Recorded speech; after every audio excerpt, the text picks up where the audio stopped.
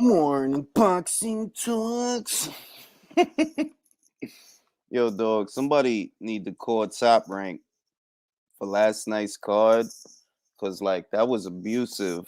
Like, I only happened to be up that late because I was catching up on the Winter Soldier and I was just watching the Winter Soldier. I had the Winter Soldier on the TV and I had the ESPN fight on my phone on Plus. And the only reason I stayed awake that long was because I was also watching the Winter Soldier with Falcon and all of that shit. I was good, JD was good, Thrash was good, Iceman, Ivan, all the way from Bulgaria. Buried Rhythms, Melvin was good, Dreamland was good, Gatsby was good, Alex was good. And like I said, that was the only thing that really kept me awake, that I was doing two things at once because I was fading out waiting for that fight.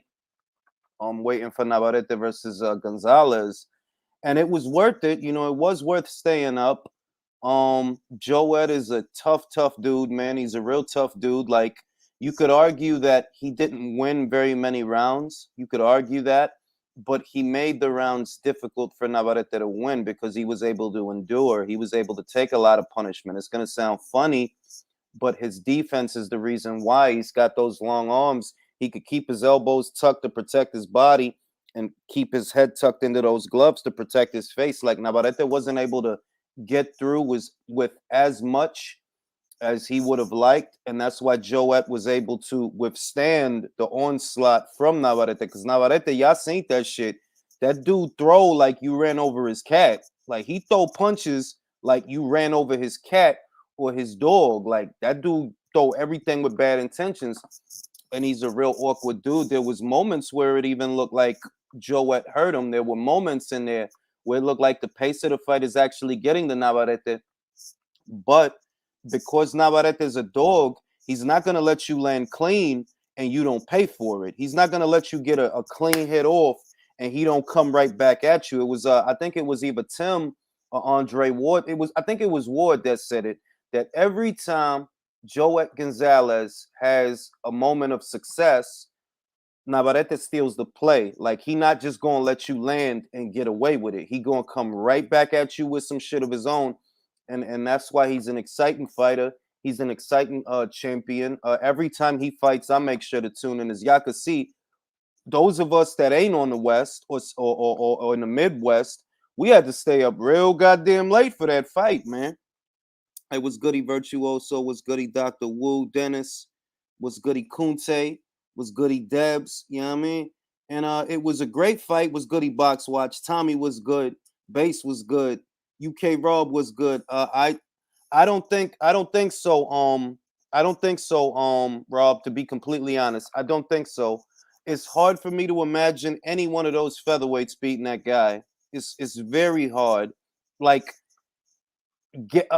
Barry is a good textbook boxer, great jab, the punches just flow, but this dude is too unorthodox, too big, and has too much dog for him to be disarmed by a jab. You know what I mean? Like, this ain't Jazza Dickens we're talking about here. We seen that this dude to take a hard shot, he got punched in the dick like 6 times. I don't even understand that shit. The fucking, like, it was obvious, like, those ain't belt line shots, dog. His glove is on his trunks. Those is dick punches. Referee didn't seem to care. It's hard for me to imagine any one of those featherweights beating this guy. I will say I like the idea of Navarrete versus Galahad. I think that's a great fight. One of the best fights the division has to offer, because we know that Gary's not gonna fight Navarrete. He could say, I don't even know that he's ever mentioned him, but whether he has or he hasn't, it's not important because Gary mentions everybody and don't fight nobody. So, like, I'm not like, what would be the point in breaking down Navarrete versus Russell or Navarrete versus Leo Santa Cruz? Leo Santa Cruz is another one that it's like, yo, this dude has not fought as a featherweight in 2 years, but they still let him hold that belt. Even after he moved up in weight and won another belt, they still let him hold another version of the belt, the WBA. They still let him hold the featherweight version of the belt at 126, even though he hasn't fought at 126 in a little over 2 years. He goes up to 30. He wins a belt up there. He loses a fight, gets knocked out, doesn't fight after that because that was in October of last year. That was in October that he fought Davis last year. He gets knocked out, and he hasn't fought since, but the WBA still lets him keep a belt there. The shit is wild, bro. The shit is wild. I forgot about that fight and this morning to catch only Navarrete fight, but that was a punishment. Will Canelo be getting his 40 mil in weekly? Probably. Gary should be stripped. Yeah, I mean it's like the PBC has two featherweights in that show, two featherweight champions. Both of them have not fought in a minimum of a year's time. Leo hasn't fought since the Gervonta Davis fight, and Gary hasn't fought since the Tawk fight of February of last year. You know what I mean? So it's been well over a year since Gary fought, and it's been close to a year, or it's coming up on a year since Leo fought. And these is the quote unquote champions at 126. Yeah, he gonna have to box watch. He gonna have to. He not gonna get he not gonna get fights with them guys. Like he not gonna get fights with them guys. Canelo IG story giving details of his after party. Gary is inactive. Leo is a leotard laying there. Yeah, like he's not gonna get fights with those guys. Like one fight that could be commercially successful, very successful, is Navarrete versus Santa Cruz, but it won't happen. That fight would do numbers. That fight would do numbers. Navarrete versus Santa Cruz, that fight would move the needle. But let's be real. Who actually thinks Leo has what it takes to fight with that guy? Be real. The only reason the fight would move the needle is because it's two fighters of Mexican descent that like to throw a lot of punches. But keep it real. Leo don't win that fight. Leo not no big puncher. Leo not never been a big puncher at 126. The people would tune into that fight just to see him get the shit beat out of him. I was goody two hands. Well, I saw that Anthony Joshua, he's actually in America right now. He was visiting Joshua Buatsi at Virgil Hunter's gym. I'll say that I don't know if he's enlisting the aid of Virgil Hunter for this upcoming Usyk rematch. I don't know if he is. I do think he needs to make additions to his corner, but I don't know that Virgil Hunter is the addition that he needs. I would feel a lot more confident if it were Ismail Salas or Buddy McGirt than if it's Virgil Hunter. We've had many conversations on this channel about Virgil Hunter as a trainer, and it's not that I think he's a bad trainer. I don't think he's a bad trainer. I think he's a good trainer, but I think he's a little bit overrated because of his work with Ward. I think that gets taken out of context. You could have one good fighter, but can you duplicate that success in different situations with different fighters that have different styles the way that Salas can? Because Ismail Salas, that man's resume is something else. And if you've tuned into previous lives that I've had here on the channel, we talk about it all the time. They're like, that dude is probably the best trainer you've either never heard of or need to hear about. Navarrete put Galahad and Leo to sleep. Yeah, look, I think he beats Gary. I think he beats Gary because Gary's not a big featherweight and because Gary doesn't fight often enough. I think that Gary would start off good. He'd start off good, but the pace would get to him because he's not active enough. And he's not a young guy. Gary's like 30-something. Appreciate that, AJJJ. Anyone on the DAZN undercard that's caught your eye? Not really. I mean, they got that kid. What's that kid's name? Castro. I'm watching him come along. Castro, the amateur kid. This is just, this is just a keep busy kind of card. Like I'm not critical because I know that Mikey hasn't fought in a long time, so I understand the need for a tune-up fight. I'm not heartless. Like I get it. You haven't fought since February of last year, so I get it. You gotta have a little warm-up fight. But the card itself, like to me, if you want my honest opinion, the Sky Boxer card is better than tonight's Matchroom card. I'll say that.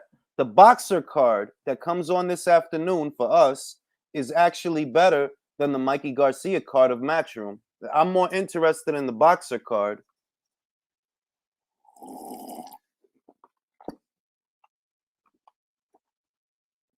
I know it's I don't disagree with you, Eson. I know. But I understand it because it's like, look, when they were talking about the Prograrius fight, right? And I said it in the videos that I uploaded. I said it that, bro, I'm surprised because they was talking like he was gonna go straight into the Prograde fight. And I'm like, wow, I'm surprised. I didn't think he was gonna do that. I guess if he doing it, it must be because they about to give him a lot of money. And come to find out, no, they didn't want to give him a lot of money straight away. What you want and what they're willing to give you for that fight, it ain't on the same thing, so y'all don't want to do it yet.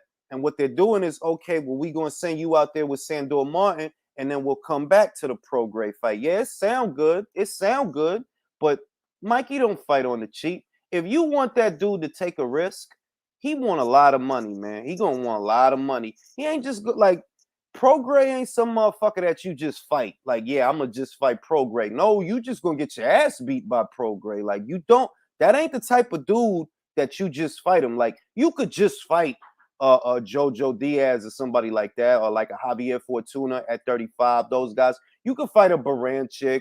You could fight a Zapata at 40. Prograis is not one of these cats that you just, yeah, I'm gonna just fight him for no belt. Like, nah, I that's why I'm like this. If they could do the fight, great. But I'm still skeptical. Like, we'll see if they get the fight over the line. We'll see. We'll see if they do it. For real, two hands, it's gonna take a lot of money, bruh.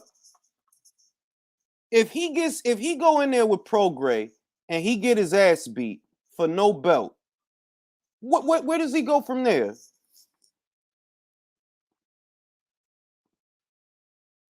I'm gonna post the link in the joint. Got a couple of conversation topics I want to cover. The hyperbole associated with the Wilder versus Fury trilogy, that I feel like they're just blowing that way out of proportion, and it's fucking nauseating. Last night's fight and the state of the featherweight division.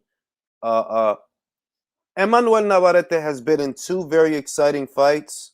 Really, he's always in exciting fights. The Dog Bay fights were exciting. He's been in two very exciting fights, his last two fights. But as far as bringing consolidation to that division, it won't happen. It won't happen. It's too political. I'm not even sure a Galahad fight happens. All right, so did y'all catch last night's fight with Emmanuel Navarrete and Joet Gonzalez? Barely. Good It fight, was man. so. It was, Highlights. man. Like, um, I was wondering, did they broadcast it from Hawaii, man? Because like that shit was mad late, man. Bro, that shit was wild late, bro. I caught it like around the fourth. I think I might have dozed off in the sixth, man. But I saw Navarrete, man. That dude was like spirited fighter, man. Even when he gets hurt, he gets angry and starts Yeah, he fighting does. more. That's that. Like, That's the Terrence Crawford. That's the spirit of Terrence Crawford flowing through him. The spirit of Terrence Crawford. Like, yo, don't hit Crawford clean. Don't hit him clean. It's all that downhill that after might be that. his Achilles. It might be an Achilles heel, man. I'm just saying. But like, um, yo, just real quick, man. I want to make a confession about that fight last weekend. I actually hated it that that fight was actually good because of the Oh, fucking okay, drama. okay. Yeah, I like, I wanted to enjoy it, but like people's like just hyping that shit up, and just the hyperbole, it's just too much, man. Like I wanted to enjoy the fight, but like fans ruined it for me. Best fight in heavyweight history. Listen, and I don't wanna go all in just yet on that fight. I wanted to talk about featherweight a little more, but just to elaborate on the point that you're making, I agree because they're talking about that trilogy as if somebody got a lot of background noise. Let me see, just mute your mics for a second because I hear a lot of background noise. Um, to elaborate on your point, which I agree with, I enjoyed the fight. I'm not gonna lie about that. It was a fun fight to watch. It was, but it wasn't a great exhibition of skill. Let's get that right out of the way. No, it wasn't. Deontay Wilder couldn't get out of the way of a simple jab, and we all saw that. He couldn't keep his head off center. He couldn't. Fury couldn't. Fury couldn't step back to really sit on a right hand for his damn life. No, and Fury couldn't make. Fury would collapse his own pocket every single time, and it's like he'd shoot the jab, snap his head with the jab, then bring over a right. Wilder would try his best to get out of the way of it, and then Fury would step in, collapse the pocket, and they'd be in a clinch, and that just was a fight like that. It was a fight, you know. It was a fight. It wasn't no skills. It was exciting. It was an exciting fight. Can't lie. Listen, the front. It was an exciting fight. But I just think to myself, if Dylan White was attacking Wilder the way Fury was attacking Wilder, would it have gone 11 rounds? That's the thing. That's the type of thing I think about. You know? Now, before we open up the conversation, let me read these 2 super chats. Shout out to Dreamland Boxing, who says Navarrete versus Burchelt at 130. Winner gets Valdez.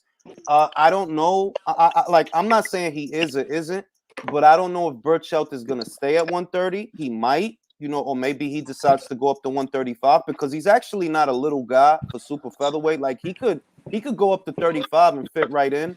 So I don't know. I don't really see that happening, to be honest with you. Valdez versus Burchelt versus Navarrete. I don't see that happening. I think if anything, Navarrete versus the winner of Stevenson versus Herring is a possibility, because I'm telling you right now, they're not going to give Navarrete the chance to unify that division. They're not. Like, he's not going to get Gary in the ring. He's a threat to everybody there. Yeah, like he's not going to get Gary in the ring. He's not going to get Leo in the ring. And it's sad as well. Hold on. Somebody got a lot of background noise. Who is that? Sound like they in their car. All right, go ahead, Box Watch. It's sad that Navarrete isn't going to get the chance to unify that division because, he's a brilliant fighter down there. He's brilliant, man. You got to love the way he fights. He's got skill, and he has dog. And, you know, he's willing to have it whichever way you want it. If you want to have a battle in there, if you want to be a boxer in there, he's willing to go with you whichever way it goes. And, you know, he's just, for me, I would love to see him try and unify because I believe that he's the best of that division. But it's just like it's just it's just like it's an assumption. We want him to have the fights to prove it. Gary never fight him. Gary, hold on, one at a time. Okay, AJ, hold on. Let me pass it to AJ. AJ, you caught last night's fight. I'm pretty sure you feel how I feel about it, how Box Watch feels about it. This guy's not going to be given the chance to unify. So he won't. He won't. You know, like, let's be real. Like, Leo looked at Gary as a high risk, low reward. You know, you understand? Leo looked at Gary as a high risk, low reward. So how's he gonna look at fucking Navarrete? But Navarrete will fuck him up. He fuck him up. The credit to Joette, man. Tough as hell, man. My gosh. Hey, Joette is a tough guy. Oh man, tough as nails. Unbelievable. The guy just kept coming forward, took everything Navarrete had, and he just wouldn't quit. And his face got. Did you see like the I think it's like the 7th round onwards how he was pushing Navarrete and making him back up. Yeah, it was a nice fight. It was a nice fight. I'm glad I waited for. I'm glad I stayed up for that fight. He fucking hurt him a couple of times. Yeah, he hurt him. He hurt him to the body a couple of times when he was. There was one of them. There was one of the times when they had the footwork and the foot entanglement. And Navarrete dropped. I know it was kind of a slip, but he did hit him in the midst of that drop. I don't know if you remember. He dropped kind of backwards in the middle of the ring. Yeah, I think he stepped on his foot, and Joe stepped on his foot and gave him. He gave him. I think it was like a left hook. He gave him a kind of a left hook. And Navarrete was actually falling backwards anyway because I'm assuming it's because he felt the foot on his foot, so he was trapped because it was a messy fight at times, man stepping on each other's, but it's what Joette needed to do. He done what he needed to do. To be fair, I mean, because he couldn't go in there. He got off to that good lead. He couldn't go in there trying to jab right hand the fucking guy and box the guy. No, you gotta make it rough and rugged because this fucking guy, he's a fucking animal, bro. And look, he was getting Navarrete's respect because, hey, look, if I gotta punch you in the dick, bro, that's just what the fuck we gotta do because you don't want to calm down. So if I got to punch you in the dick, that's exactly. If I have to do this, I have to do this because I need you to back up or something. Navarrete is just he's almost like I don't want handful. to say unstoppable, but he's almost like he's unstoppable at that weight class. He's just coming forward. He's got good feints. He's got good head movement, good lateral movement. He's throwing great combinations. He's mixing up the head of the body. They don't get that guy, Listen, Box Watch. They don't get that guy. They don't I get love that that. I love guy. his movement. I love his work in there. I love it. Can't lie. His They don't get punches are that guy till he ridiculous. goes to 130, bro. They don't get. I'm telling you right now, and it's not a knock on anybody at 126, but you got to really survey the landscape and just take it for what it is. Gary is the most talented boxer to me at 126, but he is not a big guy and he is not active. Those are the two things that are working against him. That you realize this dude is a little dude. Even as far as featherweights go, he's a little fucking dude. Like, he's really little, even for a featherweight. That's the first thing. Fucking the second midget. thing is he's a midget, bro. That dude is a garden gnome. He's really, really short, actually. Bro, that dude, isn't Navarrete like 6 fucking feet? bro. No, that's not 6 feet, but he's like No. 5. 5'7", He's like 5'7", right? 5. Yeah, he's like He's like 5'7". 5'10", 5'10", Not 5'10", 5'9", not 5'10", He's not 5'7", 5'10", but he's 5'7". he's 5'7", 5'7". but that's big. That's That really weight class? big. God damn. That's He got really long wait, ass hold on. arms. He got long ass arms for that. Yeah, he's height, long. man. He's very long. See the punches he throws? fucking Gary looked like some shit. You know them bubblegum machines that had a little plastic Yeah. that you could get Gary from one of them. Like, he is really fucking little. He's mad Hey, little. Gonzalez towers over Gary Russell, to be fair. Now That helps his speed, though, because he's so fucking small. it does, but with a guy like that, see, this is the thing, right? You know Navarrete's not going to box you long distance. You know he's going to be all in your wheelhouse. So for a dude that's that little, it's either you going to get his respect, which I don't think Gary would. I don't think he'd be able to get his respect. That's the first thing. He didn't even get Loma's respect. That's what I'm saying. That, like, yo, Gary to me is probably better technically than most of the other guys at the weight, Navarrete included, but he's too fucking little and he's inactive. And the inactivity is the real problem to me, not even the height. That could be worked around, but it's the inactivity. You got to be sharp. And you ain't sharp if the last time you fought was in February of last year. No, you're not going to be sharp. The man, No way. he fought twice this year already. He fought April and not just now. So he's getting the work in. He's staying active. So we ain't got to worry about Manuel. Yeah, Emmanuel was, bro, and those was wars. That's the other thing. The fight with Pitufo Diaz, that was a fucking war. The fight he just had last night, that was a fucking war. And if you look at his face, he don't even look like he was in a war. You look at the other guy. Not a scratch on him. Not a scratch on him. He literally didn't have a scratch on him, bro. Like, it was Gonzalez looks like his face has been to the butchers, my friend. He rearranged that Like his shit, bro. face is- Bro, he rearranged. His face is rearranged, my friend. His face All right, so let me read is these super chats. rearranged. Let me read these super chats. Base the Kid says, now y'all know how us UK heads feel. You right, because I know y'all stay up late for the fights. Willie Lynch says, is it because Gary Russell is lazy or they are just shelving him for pay-per-view events? How the hell do you become the longest reigning featherweight champion and not fight? And I think to answer your question, I've heard this said before in other circles that Gary ruffled feathers when he came at Al Heyman because Gary is like the bastard child of the PBC. This is what I've heard people say. You know what I mean? I'm not necessarily agreeing with it, but I've heard people say this, that he's like the bastard child of the PBC. Like, he even came out and said that he's not a PBC fighter, that he just, he has a good relationship with Al, but he said he's not a PBC fighter, right? Look, I don't know if he only want to fight once a year. He said that, but I don't be believing shit he say because he just talk a lot. I think it's really that Al don't fuck with him like that. He really don't fuck with him like that, and he don't care about him. Like, yeah, you with us, but you not really with us. Like, they don't give Gary the priority that they give fucking Danny Garcia, and Danny don't even got a belt. Gary had a his son belt. Al. He should have named his son Al like Leo. Then he'd be loved. Really? Or at least name your dog Al. At least get a couple of goldfish. Say, yo, I named my goldfish Al Heyman. Look, I know you think I'm probably just waving the UK flag, but I really do think Galahad makes it a mad ugly fight, and I think it'd be really interesting. And on that point, I think as far as unifications go, that's the only one that I can see getting made on a kind of like I can only see Ramirez. Gary and Leo get made at I this think point. that's the best fight at featherweight. Hold on, let him You know, finish. like Let him finish. Let him finish. Go you ahead. know, Go ahead, Rob. on a Ramirez hooker kind of thing, where Bob's super confident that Ramirez can just go over to the zone, pick up the bout, and come back again. You know, he's got a Exactly. unified Yeah. champion. So I can see that happening. But I honestly, again, you think I'm waving the UK flag maybe, but I think Galahad is massively underrated. His ring IQ, I think I'm he gonna can tell make you. it Look, super ugly let me tell you and what I think, be a Rob. Let shock. me tell you what I think, Rob. I honestly believe today's Kid Galahad definitely beats Leo Santa Cruz. Barry versus Gary is a 50-50 fight because Gary's not active enough, and that's a problem. Yo, who got all that noise? Sorry, it's probably me. I'll go on mute. All right. Barry and Gary to me is a 50-50 fight because Gary is not young and he's getting older and he's not active enough. When it comes to Barry and Emmanuel, it's different because I don't think it's about the punches. I think it's about the feet.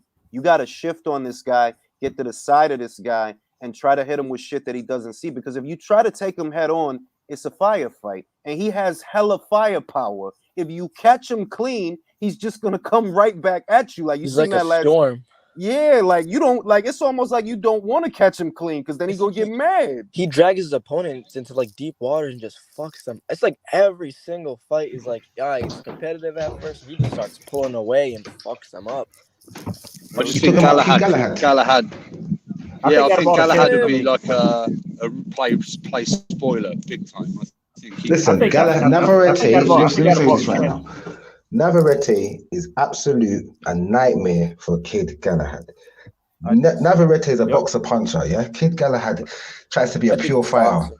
That's it. He does. It's a problem. I think He does. Galahad would. I think Galahad would stops fight him him. though. Out of all the He champs, stops Galahad him. No, would no, fight him. that's the I thing. think he That's would chop that wood on the inside with no, look, Galahad. no. Let's put it this way, right? Let's put it this way. Galahad, I think, actually has better power than he's given credit for, and I think that he could land with authority. The problem is you do not want to land with authority on Emmanuel. If you do that, he's gonna You come make him back at angry. you. You're gonna make him mad. And, You don't and it's like gonna him when be he's fun. angry. Real shit. Look, Joette Manuel did has that. that Crawford. Joette did that. He has that Joette pissed him Crawford off, in but him. the problem was Joette wasn't going anywhere. It's with Barry Emmanuel. would fight him all day long. Let's not get it twisted. Barry would fight him. No, but that he would. is a That's what I mean. definitely problem That's what I fight mean. for Barry. Barry ain't no bitch. You could see that on his face. Barry ain't no bitch. Like if that's who he got to fight, then he'll fight him. He ain't gonna do the sucker shit like Leo and Gary. Barry would fight the motherfucker. The shit is Barry's best punches are his straight punches. This dude is not gonna let you straighten out your arm. He's gonna be all over. He's not even gonna let you do that. He's So it's way longer. and it's about your Way feet. longer. It's about his feet that look, if this dude is not even going to let you straighten out your arm, you're going to have to fight on the balls of your feet to try to maintain space. And if you on the balls of your feet and you're not sitting on your punches, it ain't even going to be that much power on them shits. So I'm like, look, Emmanuel, I don't think none of these guys, like you either got to out-muscle them, which is difficult, fire with fire, or you got to have just the best fucking feet in the division. And I don't see nobody with the feet to beat this guy. I really don't. Yep, more or less. Whether He's the apex predator of the weight class. Yeah, you You Whether should definitely go like is. That's Thanos why and just take nobody's over gonna the unify division, with man. him. That's why Collect nobody all the will belts. unify with him. whether it's Ingles Pringles or what, he won't fight. He won't fight a guy in better condition. Barry will go for 15 rounds, no problem, easy. Yeah, Barry, but I fuck with Kid Galahad. I'm actually glad that he has the IBF. Like, cause look, I like I've got think you Navarrete do. against Lomachenko. No. I don't think you fuck with him at all. I You sound fuck like a with. hater. Ooh, No, I fuck with him. And I'm gonna tell you why I fuck with him. I'm gonna tell you why I fuck with him because look, I like Josh Warrington and I think he's fun to watch. But I just don't think he's durable enough. Like, look, let's be real. Josh Warrington versus Navarrete. Who you think wins that fight? oh no, Navarrete. no. That's Navarrete all day fucking long. Right. brutal. That's Now, brutal. even with the inactivity, I know that Matchroom tried to make the fight. That's why I give Josh massive credit because they tried to make the fight with Gary. But if they made the fight, who do you think would have won that fight? Even long layoff Gary. Gary, bro. So it's like, nah. Now, Warrington versus Leo would be more of an easier fight, I think. Now let me Way read this. easier. Let me read this super chat. Ronnie says, shout out to Ronnie Boy Fresh, says Gary is content with his stipend and Floyd don't mess with Gary. So there you have it. The WBC been trying for a year to get that belt off of Gary too. I'm gonna say this, look, bro. I don't think they want to take the belt from him because he got a mandatory right now, right? And they don't even have a fucking fight date. That's Who the is it? second. It's this kid. What's this kid, man? It's this Filipino Oh, kid, man. Oh, big ass kid. Maxayo, right? Maxayo. Yeah, Yo, he's yeah, yeah. bigger than Porter.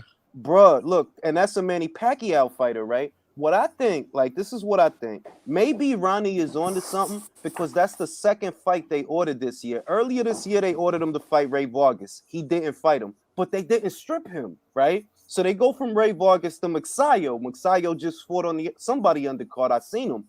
I think it was the Pacquiao pay-per-view. It was that one. And I'm like, maybe if it's close, they'll lift the belt off Gary because Gary not doing nothing with that fucking belt, bro. He not doing shit. He's holding hostage, man. They need to get it off him. Seriously, he's not doing nothing with it. Real shit. He's not doing anything with it. He's not making money for the promotion. It's most likely they're gonna take it off of him. Nobody fuck with him. Like he really like 122 and heavyweight. That their WBC straps have been on lock for the past like 2 years. He on his like he got this shit where he acting like he the best kept secret, bro. You not a secret. People know about you. They just don't care because you don't be fighting. Like you not no best kept secret. You've been a champion for 5 going on 6 years, if not 6 years, and don't nobody be checking for you like that. So it's not that you a secret. You're not no best kept secret. It's just you're not interesting, bro. And he said it himself, which I think made it worse. That he only fight once a year because he want to fight once a year. I don't know if that's true. It's just that he did say that on camera. So when people see you not fighting, they're not gonna give a fuck about you. Like, well, he don't want to fight. You know, like you making it all about Leo, bro. It's 2 other champions in this division. It ain't just Leo. And you said you was gonna go to Top Rank if they don't give you Leo. What happened to that? I'll bark and no bite. Real shit. Real shit. He said, look, he said it before Valdez even got the Burchell. He said, I think in 2019 or the beginning of 2020, he was like, yo, if I don't get Leo after this, right, I'm gonna go to Top Rank and get Burchell. I'm gonna move up and get Burchell. You didn't do none of that, bro. You didn't go nowhere. You still over there doing interviews and shit about fights you ain't even about to have. He does more interviews than fights he's ever had. Bro, he's still talking about Davis, and Davis got a fight lined up. He been talking about Davis for like fucking 3 years. Like, bro, why don't you just stop talking about that motherfucker? How about that? Because you're not gonna fight him. Even also he's busy going back in time talking about Terrence Crawford wanting to fight him, move up to 147 and all this bullshit. Bro, that was the That's all cap. That was the corniest shit. That was the single-handedly corniest shit of last year. God. Talking about a fight that you had. Talking about a fight that you had when you was a child, bro. Could you imagine you standing with a bunch of grown-ass men talking about a fight that you had when you was 13, bro? Like, really? Like, really, though? And the people that were the witnesses, they all verified that it was a sucker punch. Mm-hmm. That's right. That's the other shit. That everybody, like, he really tried to cap and, like, sell it. And then until the people that was there was like, man, what you talking about? You sucker punched him, man. You ain't break nobody jaw. The other thing is certain things are common sense, right? Y'all see Crawford's temperament. All of y'all see his temperament. Bro, he'll fucking murder this dude, bro. He that dude, bro. He that dude. He would kill Gary Russell. Bro. He would kill that man. Yo, you see that story about Crawford and Kenny Porter? He walked up to Kenny when they were younger. He was trying to fight Kenny. He walked up to him in the street. Was like, "So what's up?" with his knuckles in his face. Bro, that motherfucker is a bad dude. I don't doubt that shit, bro. Kenny told that story and said Bud walked out to him in the street because of a past issue they had and was like, "So what you trying to do?" Had his knuckles in his face. He was like, "Nah, kid, just leave it alone." I was like, "Your Bud is a bad motherfucker." I don't doubt it. Look, let me read this super chat. Julius, you should start a radio commentary for fights like the old days. I don't know if I can keep affording these pay-per-views. I dig it. There's going to be a market for that. They don't stop putting everything on pay-per-view because, look, today's Sky Sports card, right? If people in America want to see it, they got to pay $20, which normally I would be like, that's fine. Sure. I don't give a shit. You know, like normally I would be like, I don't give a shit. Like, that's just $20. That don't mean nothing. But there's two things there that I don't like. One, I don't like using my debit card on websites that are not official. You know, this is fight we're talking about. Yeah. I don't like using my I have a green dot card that I used to use that I would deposit money into it to make online purchases because I don't like making a lot of online purchases with my actual debit card. Unless it's like Amazon or an official site like Levi's or Aeropostale or Adidas or some shit like that. I really don't like using my debit card. So that's the first thing that's putting me off buying a fight. That it's a pay-per-view, it's a $20 pay-per-view, but I don't feel like using my debit card with y'all. That's one. Two, y'all out of pocket. Like if Sky Sports is Top Rank's UK broadcast partner, why is ESPN not Boxer's US broadcast partner? Like it should be a network.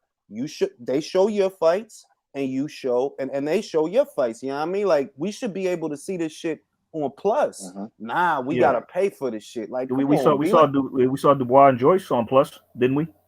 So you know, that was on Plus. Matter of fact, that was on Plus. I'm like, yo, why y'all not showing? But remember though, that was Queensbury. That's the shit. That was Queensbury. That wasn't Sky. I'm like, yo, if Sky Sports is Top Rank's UK broadcast partner, why is ESPN not Boxer and Wasserman's partner? How are we supposed to see these fights?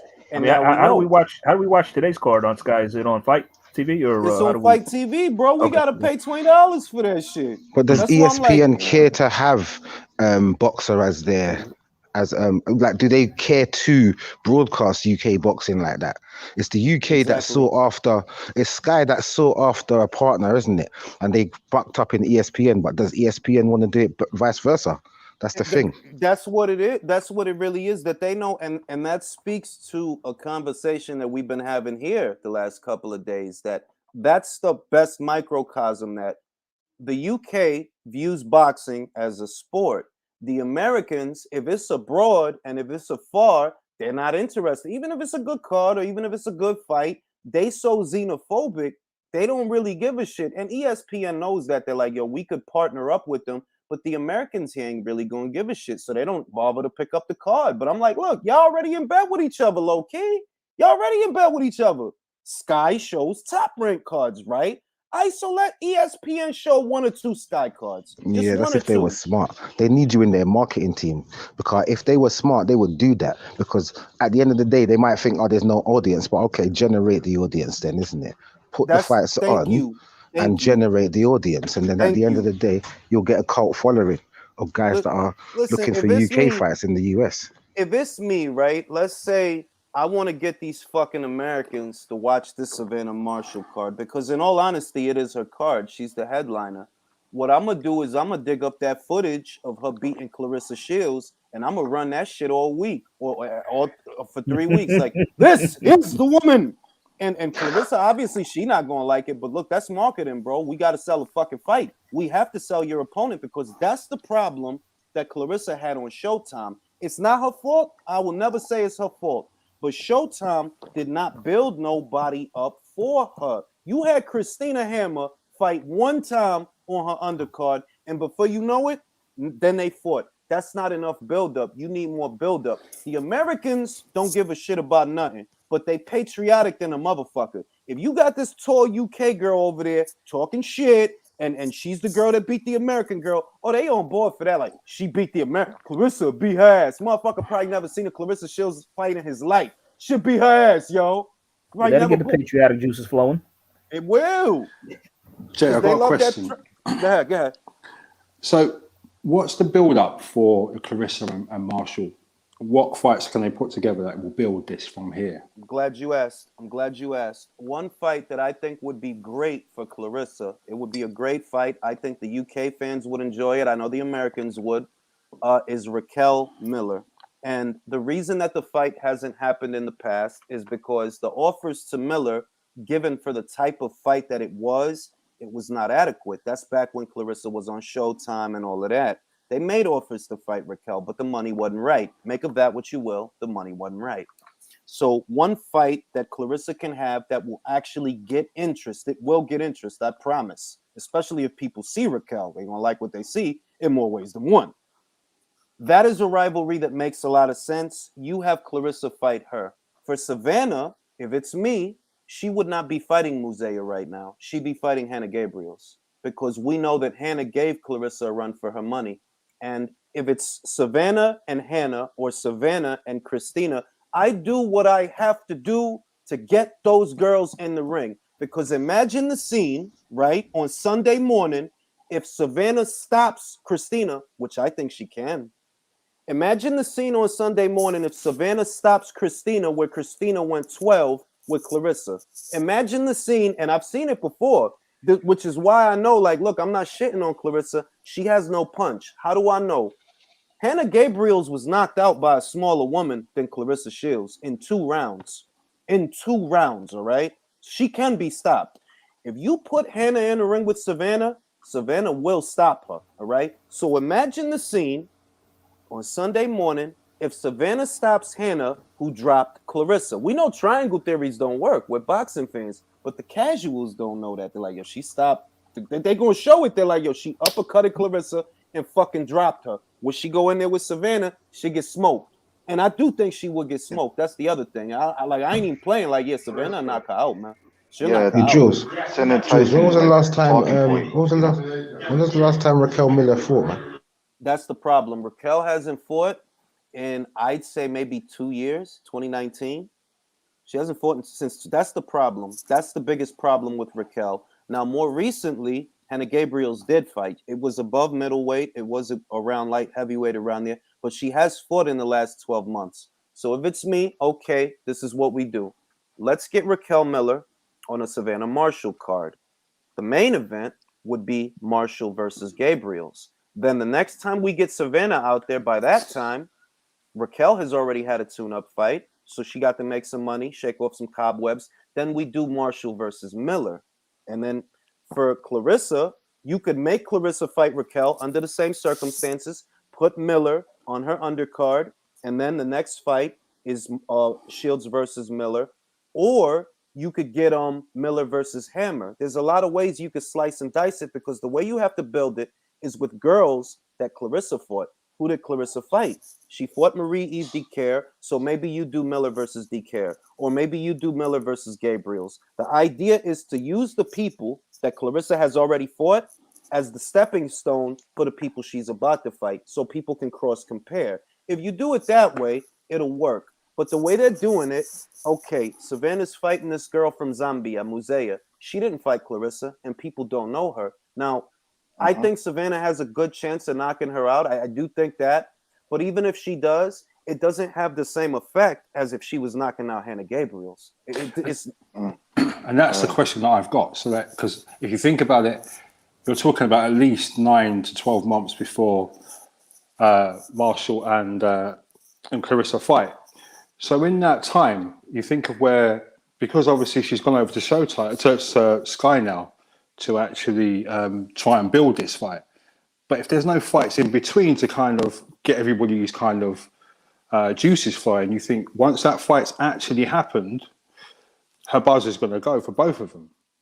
I would say that Savannah's buzz seems to have grown her last 2 fights because of how they ended. She stopped Rankin, you know, and that I'm glad that you brought that up because look, Rankin went 10 with Shields. She went 10 and she showed she could take what Shields got, even though she can't box like Shields. But she took Clarissa's best shots. She goes in there with Savannah, she gets fucking battered, all right? Maria Lindbergh. Now, most people aren't familiar with Maria Lindbergh, I think, in the UK. They don't know her, but I've seen her. And I know that this woman is tough as shit. She's been in there with damn near everybody. Tough as shit. She goes in there with Savannah, she gets annihilated, all right? So those 2 fights... She never been stopped before. She's not, exactly. She was never stopped before that. So those 2 fights have helped to garner Savannah a reputation as a very, very big puncher. Those 2 fights. That would be amplified if you take a common opponent between Savannah and Clarissa and make a fight with them. You know, get Hannah in the ring. Hannah's fought in the last 12 months. Get Hannah in the ring. Get Christina in the ring. Get Raquel in the ring. Because what Showtime did wrong with Clarissa was they invested in Clarissa, but they didn't invest in anybody else. You have to build up her opponents also. You have to build up Christina, Raquel. But Sky are doing the same thing. In a way, this is the thing. We know that Savannah's about to fight, right? Cool. What's Clarissa's next fight? And who is she fighting? Exactly. Well, she got a PFL fight, whatever she doing. Yeah, but that's here. That's here on ESPN in a boxing ring to build up the fight in the UK. Who is she fighting? And that's the question that I've got. She needs to come over here, even if it's just to kind of get a warm up, get a warm up fight, whatever. But just to get people to actually see her here, get that buzz. Because all we see at the moment is that yes, she's great over there, but she's not over here. And unless she gets on the TV here, people aren't necessarily going to get to see her as much and build that. To me, the ideal card to have done for Savannah, okay, let's say you do Savannah Marshall versus Musea. On the undercard, you can have Georgia O'Connor. You can have April Hunter. But I feel if it's me, if I'm Adam Smith and I'm Sky, hey, who's that girl that Clarissa's always beefing with? Raquel Miller? Let's get her on this undercard. Let's give her a 2-fight deal, maybe a 3-fight deal that we can extend depending on what happens. Let's get her on the undercard. Let's let her shake off the cobwebs. Hold on, my son is being retarded. Give me a second. Hey, get out of here. Get out of here. Back to the point. All right. Get Miller on the undercard. Let her shake off the cobwebs because the woman hasn't fought in 2 years. Then you have her fight Savannah, and you give her good money because it's a title fight. Good money to Raquel. It don't gotta be $1 million because the purses don't be that big. You could give her $100,000 or $250,000 for a title fight. Yeah, you can afford it. That's in the budget. That's not a lot. All right. You probably paying Chris Eubank Jr. more than that to fight unknown German guys that nobody never seen before. What is he getting paid to fight on this undercard? I bet you it's a 6-figure payday. I don't think he's getting paid under that. He ain't getting $70,000. So invest. Get Miller in the ring. The other thing about Miller is that Miller is a bit of a spoiler. Miller can box. I've seen her. She can box. So it's not even like it's cannon fodder that you're getting in there with her. You know what I mean? Do that. Because the way it looks, yes, Savannah's about to have a fight. But what about Clarissa? Do you think Miller needs about 2 fights though, man? I think she should get at least 2 fights, man. I swear she ain't fought for almost 3 years almost now. Am I wrong? No, I mean, you're not wrong that 2 fights would be ideal, but I say 1 fight because boxing is less than ideal. That's why I say 1 fight because that's realistic that they're not necessarily. Yeah, no, you're right. Yeah, you're right. Like we can super idealize it and say, look, you need about 1.5 years worth of promotion to make this a big fight because if we're going to idealize it, that's what I would say. You don't do this fight next year. The fans are going to be mad about it, but we have to fool them. We have to have Marshall. Like, I'd have fucking Shields go to Nando's and then fucking have a Savannah walk in there and start some shit. You got to sell it. Yeah, I like that. Wait, that's perfect. I love that. It's awesome. Real quick, I just want to ask this. So, Clarissa is bound to fight, Marshall next year, right? Yep. So, is she coming back? When exactly? And when and who is she fighting? Well, I wanted to elaborate on that as well. See, I view this as trouble. The PFL has plans for Clarissa. They have plans for Clarissa. And it doesn't seem like much at first, but use your head. If the PFL offers her more money to do something here in America, as opposed to her going over there to Sky, right? Given the size of her ego, the fact that, you don't actually have fans over there per se. Not really, not like real for real fans, right? The PFL shit might fuck up the Marshall fight. Because if they offer her good money, they're talking about crossover fights and pay-per-view opportunities. I just saw the article. And I'm like, well, if that picks up steam, does she do the Marshall fight? Because she's always acting like she doesn't need Marshall. She always says that shit like, I don't need Marshall. I don't need, and maybe, you know what? Maybe she doesn't if they offering her the right money. So what I see is if after this October fight that she's about to have on the PFL, they give her more money to keep fighting, the Marshall fight, fuck around, don't happen. I'm not confident. I mean, every time she fights in MMA matches, she stands a high chance of losing. Every time she gets up there. I mean, she could lose one of these fights. That comes back to the question that I asked earlier. Because you think, if she's not fighting enough, what makes this fight a super fight that everyone's talking about? The only thing that, honestly, they're overselling it, bro. They're overselling it. I'll tell you right now, they're overselling it 100%. because what has Clarissa done for the UK fans since she got signed to Boxer? What was it, a month ago, 2 months ago? And what has she done for them since then? You signed her, great, so the fight is more viable. But what have you done in terms of promotion to really push this fight outside of her talking shit? But she hasn't done anything, and that's the question that comes to it and says, what exactly? Because they've rushed to sign her, like you say, fabulous, no problem. But actually, what's the game plan? Because if it's just this one fight that she has next year, okay. But then once that fight's over with, the buzz is gone. So then, what's the point?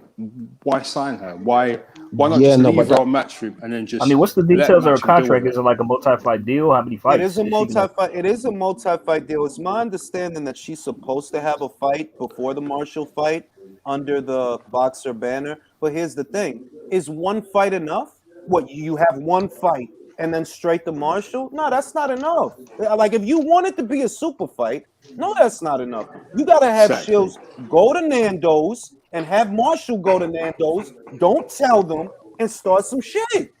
Yeah. Start some shit. Because but the landscape of that weight class is kind of thin at the moment. That's the thing. That's the problem They're with not that trying, weight class. no, But the thing is that after this, there's another set of boxers coming through, and there are boxers that are out there at the moment. So whoever comes through, I mean, I don't know what's going to happen with Clarissa. If let's say Clarissa Shields wins, beats Savannah, then okay, is she going to stay boxing still, or is she going to go back to MMA and keep doing like exactly? You know what's interesting though? What's going to happen? The PFL has a very. I was going to say, like, PFL has an interesting format that if you keep winning, you have to stay on, because like they have like a season format and then they have a playoff. So it's a team sport. They actually do have that structure. So if Clarissa does keep winning, and like it all depends on how they match her up, right? She runs into a loss, she should come back to boxing. That's plain and simple.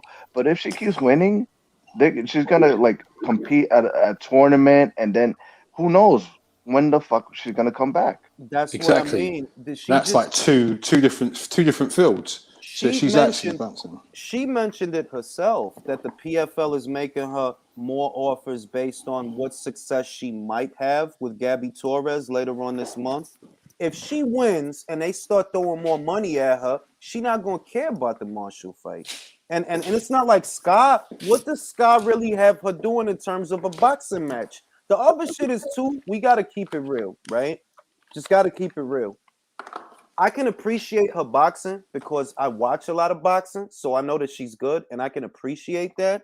But the casual fans don't want 10 rounds of her pity patting somebody. That's just reality. They don't want that. They don't. She dominated DK, but to the casual fan, that's a boring fight. You didn't knock her down. You didn't knock her out. To the casual fan. But that's why Savannah's the perfect forecast. Savannah's going to try and knock her out. Savannah's going for the knockout. We know this. Let's not even front. Let's not try to go and like say anything else is going to happen. Savannah's going in there trying to knock this girl out. I'm going to tell you something. Look, I love Savannah. I think it would be better for the sport if a knockout happened on either direction. If Clarissa knocks her out or if Savannah knocks her out, so long as a knockout happens, right? But you can't oversell the power. You have to land for the power to matter. What Clarissa has that could take that power away is a laser jab, and it's very quick. She's got great movement. Yeah. She's got great movement and great feet. You know what I mean? But that's not going to stop Savannah going for the knockout. She's going to go for it. I'm not going to say she's going in there and just going to go and try and do a Navarrete. No, I'm saying she's going to work her way in, but she's looking to stop this girl. That is what she's going to try and do. Right now, everybody. Because I think Savannah is like a silent assassin, if you get what I'm saying. All right, now everybody. Beats. I want to ask Beats about this. Okay. So Ryan is injured. That's the story, right? It's not a question if I believe it or not. Like, yeah, he probably is injured. But what when you heard that news, how did you react to it? Well, you wasted how much time out of the ring? Like, your Twitter, your tweets, and his other issues to get injured. And you're talking about you're getting back in the ring at 22? Nah, it's not acceptable. And like Devin has backed JoJo into a corner. I don't hear nothing. JoJo's not going to fight him. He's not. You know it, Beats. You know it. You and I both know it. Yeah. You know it. So I wanted to ask Beats about this because I feel like me and Beats are in a very similar place when it comes to Ryan. Maybe you had mental health issues, right? Maybe you really did. And maybe you really broke your hand. But what that tells me is what I thought. You're not cut out for this shit, yo. Yeah, he seems like he might have that Keith Thurman thing where he just ain't robust enough for the game, man. That's how I feel, Beats, because I'm like, look, let's say the mental shit was real and the hand shit is real. That's all well and good, right? That just tell me you can't hack it, bro. You doing this at Fortuna Diaz level. You may not make it to Lopez Loma level. You know what's happening with boxing, right? There's a lot of boxers who cannot put back-to-back performances together at world-class level. They can't do it. They just can't hack it. It's too much for them. They have one tough fight. Oh, I need a year out to go find myself and shit. And look, it's a hard sport. That knockdown from Campbell gave him a I don't know, a wake up call. That was like an aberration, like an awakening. Like holy shit, exactly. Now look, I'm gonna give y'all an example of what Beats just talked about, right? It's the American fighters that don't want to do this because right now, as we speak, they're making my man from Ghana, Isaac Dogbe, versus Pitufo Diaz for the undercard of Crawford versus Porter. The both of those guys in their last fights was in fucking wars. Pitufo Diaz just fought Navarrete in his last fight, and that was a fucking war. He gave it everything he had. They fighting? Yep, they fighting. I tell you what, if Isaac Dogbe had the talent of some of them other cats, he'd be, because look at the beatings he took. He just coming back fighting. That's why he's my look. That's why he's my man. He took 2 beatings with Navarrete. What does he do? He fights fucking Adam Lopez. He gets into a war with Adam Lopez. Now what he about to do? He about to fight Pitufo Diaz, who you know is going to be a fucking war. They're both action guys. What I see is it's the American fighters that don't want to be consistent. It's not everybody else. Everybody else is doing the do. It's the American fighter. They'll have one good fight and like, nah, I got to take it easy for 2 years, B. Because I had one good fight. Thurman was out for 2 years behind Danny Garcia. You needed 2 years off from a Danny Garcia fight. They get knocked down once and they have an epiphany. Like, holy shit, I can't do this, man. I gotta get out of here. I need a year off. Word. Shit. Facts. Ryan Garcia beats Luke Campbell. He wants to make a movie about the shit. He literally wanted to make a movie about the shit. Yeah. I just want to say about Clarissa Shields and that Nando's thing. After that performance with Mr. Bashir, don't let her do none of that. You know, like with her entourage. No. Good idea. You know what I mean? Listen. She doesn't have Beats. This is the problem. The boxing with Clarissa is not enough to sell the fight because casuals can't appreciate her. Like, look, I think she's an excellent boxer, and I think that too many people are getting comfortable with the idea that she's just gonna lay down with Savannah. No, she's not. So get that out of your head. She's a spoiler, like Sanchez is a spoiler. Remember, like, look. I didn't fucking like Sanchez's last fight, bro. That shit almost put me to sleep. But it could be that way. What I need to do, yeah, like when they get in that fight, get her and Savannah on Mike Tyson's Hot Boxing podcast. They say a few weeks before the fight. Yep. Half an hour in there and build it up properly. That's what they need to do. Stuff like that, man. Mm-hmm. Because this is the thing. What Clarissa has, and I give her credit for this. I know that a lot of people don't like her personality, and that's all well and good. But her boxing, she has great feet. She has great counters, great hand speed. Her jab, that jab that she got will take a lot of shit away from a lot of girls, Savannah included. So it's not as simple as, all Savannah got to do is go in there and throw. Like, first, I think Savannah should fight the fight as a southpaw. Forget about being orthodox. Start off as a southpaw so you could take away her jab, target her body, because most girls don't target her body. She long enough that she could punch her from the outside with a stab to the body, all right? you still gonna have to box her to get that knockout. In other words, it ain't just gonna happen. You still gotta box her. It's gonna happen. Don't worry about that. Now I like Savannah. She's got that loose, and I know people will go, "Oh man, Huey Fury," but you know that like loose at the waist, side to side. I don't think it'd be easy for Savannah, for Clarissa to, pepper her with this jab. I think Savannah's, she's fluid and loose like from the waist, and I don't know. You said she's not going to come and lay down, but I think she's going to be made to lay down. So fingers crossed. Don't misunderstand me. Don't misunderstand me. All I'm saying is you're gonna have to work for the knockout. It's not gonna be as simple. It's not gonna be as simple as Lindbergh and Rankin, because this girl knows how to stay off center. She knows how to move those feet. She know how to angle off when she shoot the jab. She ain't just gonna stand there and wait for Savannah to punch her in the face the way some of them other girls.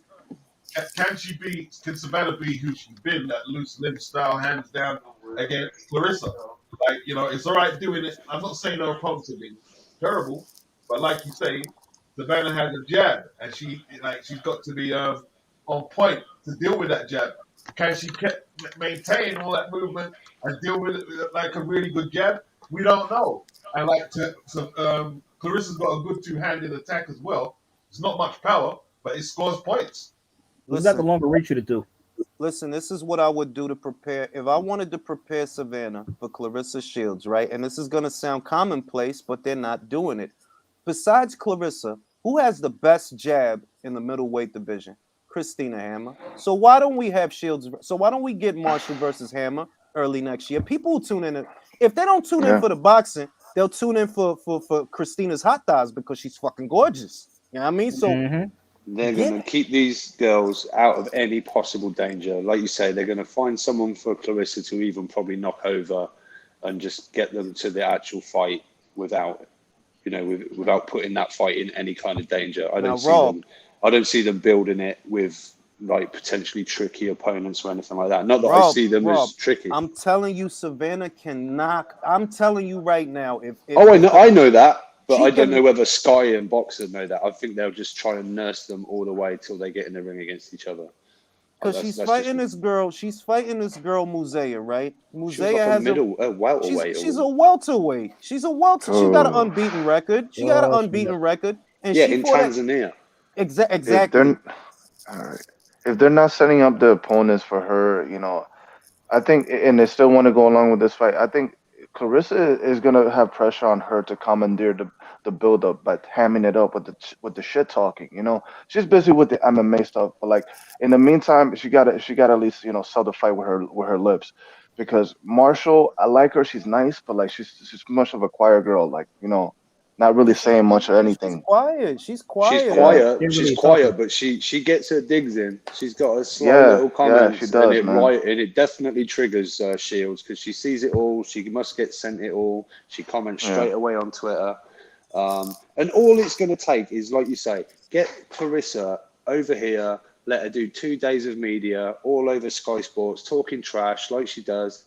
And instantly, pretty much every Brit will hate her. She has more detractors than she has fans. Of course. Sorry to interrupt. And she knows that. Do the Mayweather, but in the UK. Yeah, exactly. So get her over here, 2 days of media, the radio circuit, on Sky Sports. Let her talk. And like I say, virtually every Brit that sees it will like, oh, come on, the Brit. They'll straight away behind Savannah Marshall, even if the casuals they haven't even heard of Savannah Marshall. Look, the night of the fucking song, fight, they'll tune in. The night of the fucking fight last week, I think it was last week for the Wilder. Was it Wilder or was no? It was Wilder versus Fury. She was on Twitter complaining about her fucking seats, which were free. It's like, she's like, I'm telling you, like, all she got to do is open her mouth. And that'll sell it, because she stays saying some shit that you be like, yo, dog, can you calm down?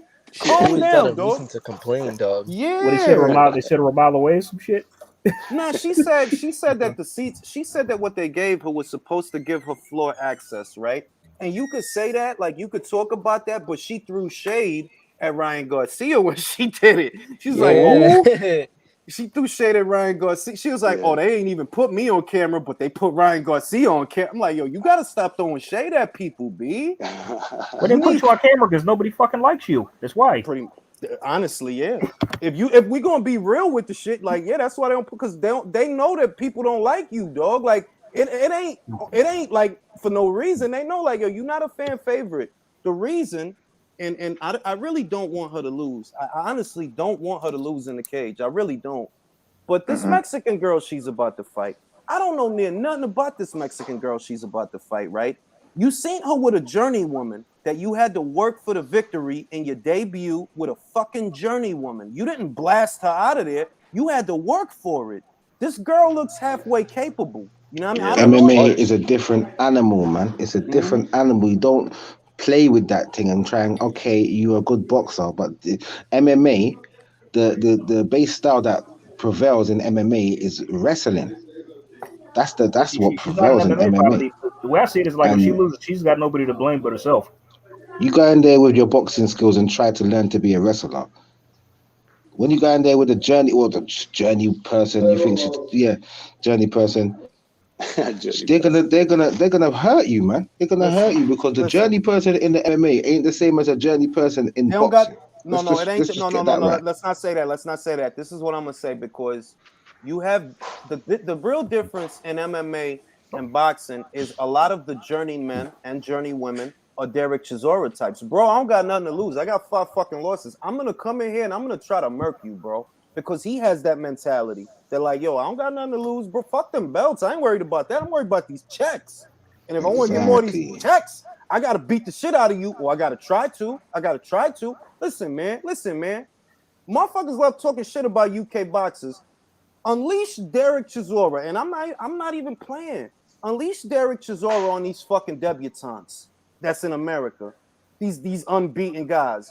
He'll beat these guys, man, because he got dog in him. Like, bro, I ain't here to be I'm not here for your pound for pound list. I am not here so you can write an article about me. I'm not here for all your legacy. I'm here to fuck him up so I get this check.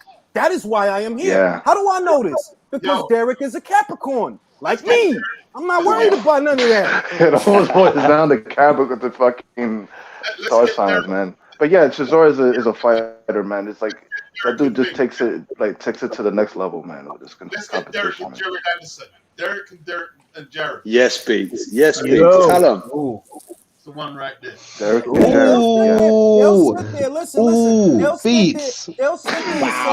sit there and say, which irks me. Yes, Derek has losses in the double digits. 10 losses over the span of a decade, right? Can you tell me who those losses are against? Klitschko's and people like that, and Whites, and people that can actually fucking fight. That made 10 losses to Joe Blow. You know what I mean? Now, you had 2 unbeaten prospects in America not that long ago in the heavyweight division. You had Darmani Rock and Michael Kofi. Michael Kofi beats the brakes off of Darmani Rock, and Michael Kofi gets the brakes beaten off of him by some What about guy. this? Jonathan Rice. Yeah. Who the fuck is What about Rice? Jonathan Rice is the guy that. Wait. Jonathan Rice is the guy that fucking Carlos Takam outclassed. And Carlos Takam is the guy that Derek Chisora knocked out. So who you got? Like, who you got? Everybody in the chat. What about like Chisora, Charles Martin? Who you got? I go, honestly, I know y'all gonna think I'm being sweet on my cat. I'm going Chisora. I'm going Chisora. Chisora sleeps Charles Martin. He got dog. And Jared Anderson, let him get 15, 16 fights first, man, before you put him against that. The southpaw shit with Martin won't matter with Chisora, because Chisora's going to fight him in the pocket. He's not going to jab him, so it's not going to be about my lead foot versus your lead foot, my jab versus you. No, I'm on top of you, bro. Like, it don't even matter when I'm that close to you. Chisora's like just a switch hitter. So when he puts one foot forward, he hooks with the other arm, and the other arm goes. He's like southpaw, orthodox southpaw. He's just going to come at you. So yeah, I would agree. That's you're saying about journeyman and like US prospects. I'm talking Chisora's a wrecking ball. Chisora is this era's Burt Cooper. I've been saying that for like y'all remember Burt Cooper that he gave Michael Moore that tough ass fight? Burt Cooper. that's this. The only thing is, I don't think Derek is on coke because Burt was a cokehead. I don't think Derek is a cokehead. Let me tell you, he almost knocked out Holyfield. The fight you need to watch is Ray Mercer versus Burt Cooper. Watch that one. Yes. That is a bout right there, bro. That's a low-key classic right there. But look, very quick, you at the start were asking people, you know, you went back to Wilder Fury and like the overhyping of what the fight was. And then you just reminded me with some of the old names. Tim Witherspoon was working for Talk Sport. They kept cutting to him, and there was like Andy Clark was going, "This is just a crazy fight. Oh my God, Tim, what do you think?" He was like, "This is amateurish." It was like, I'm a defensive-minded guy, whether people believe that or not, but I'm a defensive-minded guy. These guys have just got their hands down, and they're just trying to knock each other's head off. This isn't a great, like, this isn't like skills on display or anything like that. This is amateurish. And they were like, right, back to the commentator. And he's like, what a fight. It's like, let me read the super chat. In theory, what will it take for Shields to be regarded as the best female fighter? Honest to God, I'm still a fan. I just hate her attitude, but that was never a deal breaker. She's just that good a boxer. Now, this is what I'll say. This is what it's going to take. And she wants it now, like Lopez wants it now, because that's just the product of this generation. You understand? They don't understand that guys like Marvin Hagler fought 46 fucking times before they even let him fight for a fucking belt. Where you saying, oh, I got to be the shit now after 10 fights. I got to be the greatest now. Everybody got to assume that I'm the fucking greatest now. You don't realize it. Like, yo, the people before you, do you have any idea? Look, you had people like Holly Holm, who has an excellent resume, by the way, right? They didn't give her flowers. Cecilia Brækhus only got her flowers towards the tail end of her career. If you know the middle of her career and the beginning of her career, yo, she was taking on animals. They just, people in America just didn't see her until she got old, till she was in her 30s. She was taking on animals, all right? You want your flowers now. So what it's going to take is for you to calm the fuck down and reign as a champion. And guess what? You're not doing that. How do I know? When you went undisputed at 60, did you defend those belts? No. You went right down to 154 to win some more vacant titles. And the way you got them belts, the people like me that know, they don't really like it. Why? You fucked over Hannah Gabriels. All right? You fucked over Hannah Gabriels. How did you do that? The WBA made a belt and gave it to you, even though she was already the champion at that weight. She's already WBA champion. So either order a rematch or something, but don't just give her a belt and then expect everybody to suck her dick for the shit. 3 out of the 4 belts she won at 154, they were vacant. I'm not knocking her, but yeah, they were vacant, bro. That's not the same as Katie. That's not the same. Katie had I got to get Victoria in the ring. Then I got to get Rose in the ring. Then I got to get motherfucking Sanchez in the ring. Then I got to get Persoon in the ring. Then I got to motherfucking get Lenardatu in the ring. These are all champions, bro. And in between that, you have McCaskills and Jonas's and 1 or 2 Hines. See, that's the one thing, yeah?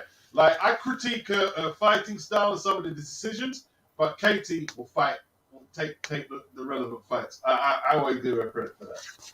And that's the difference. And I don't knock Clarissa because I know that some of this is not her fault. But if people are high on Katie, well, that's why. Because she had to go through someone that had more pro experience. Look, Delphine had damn near what she had, 30-something fights?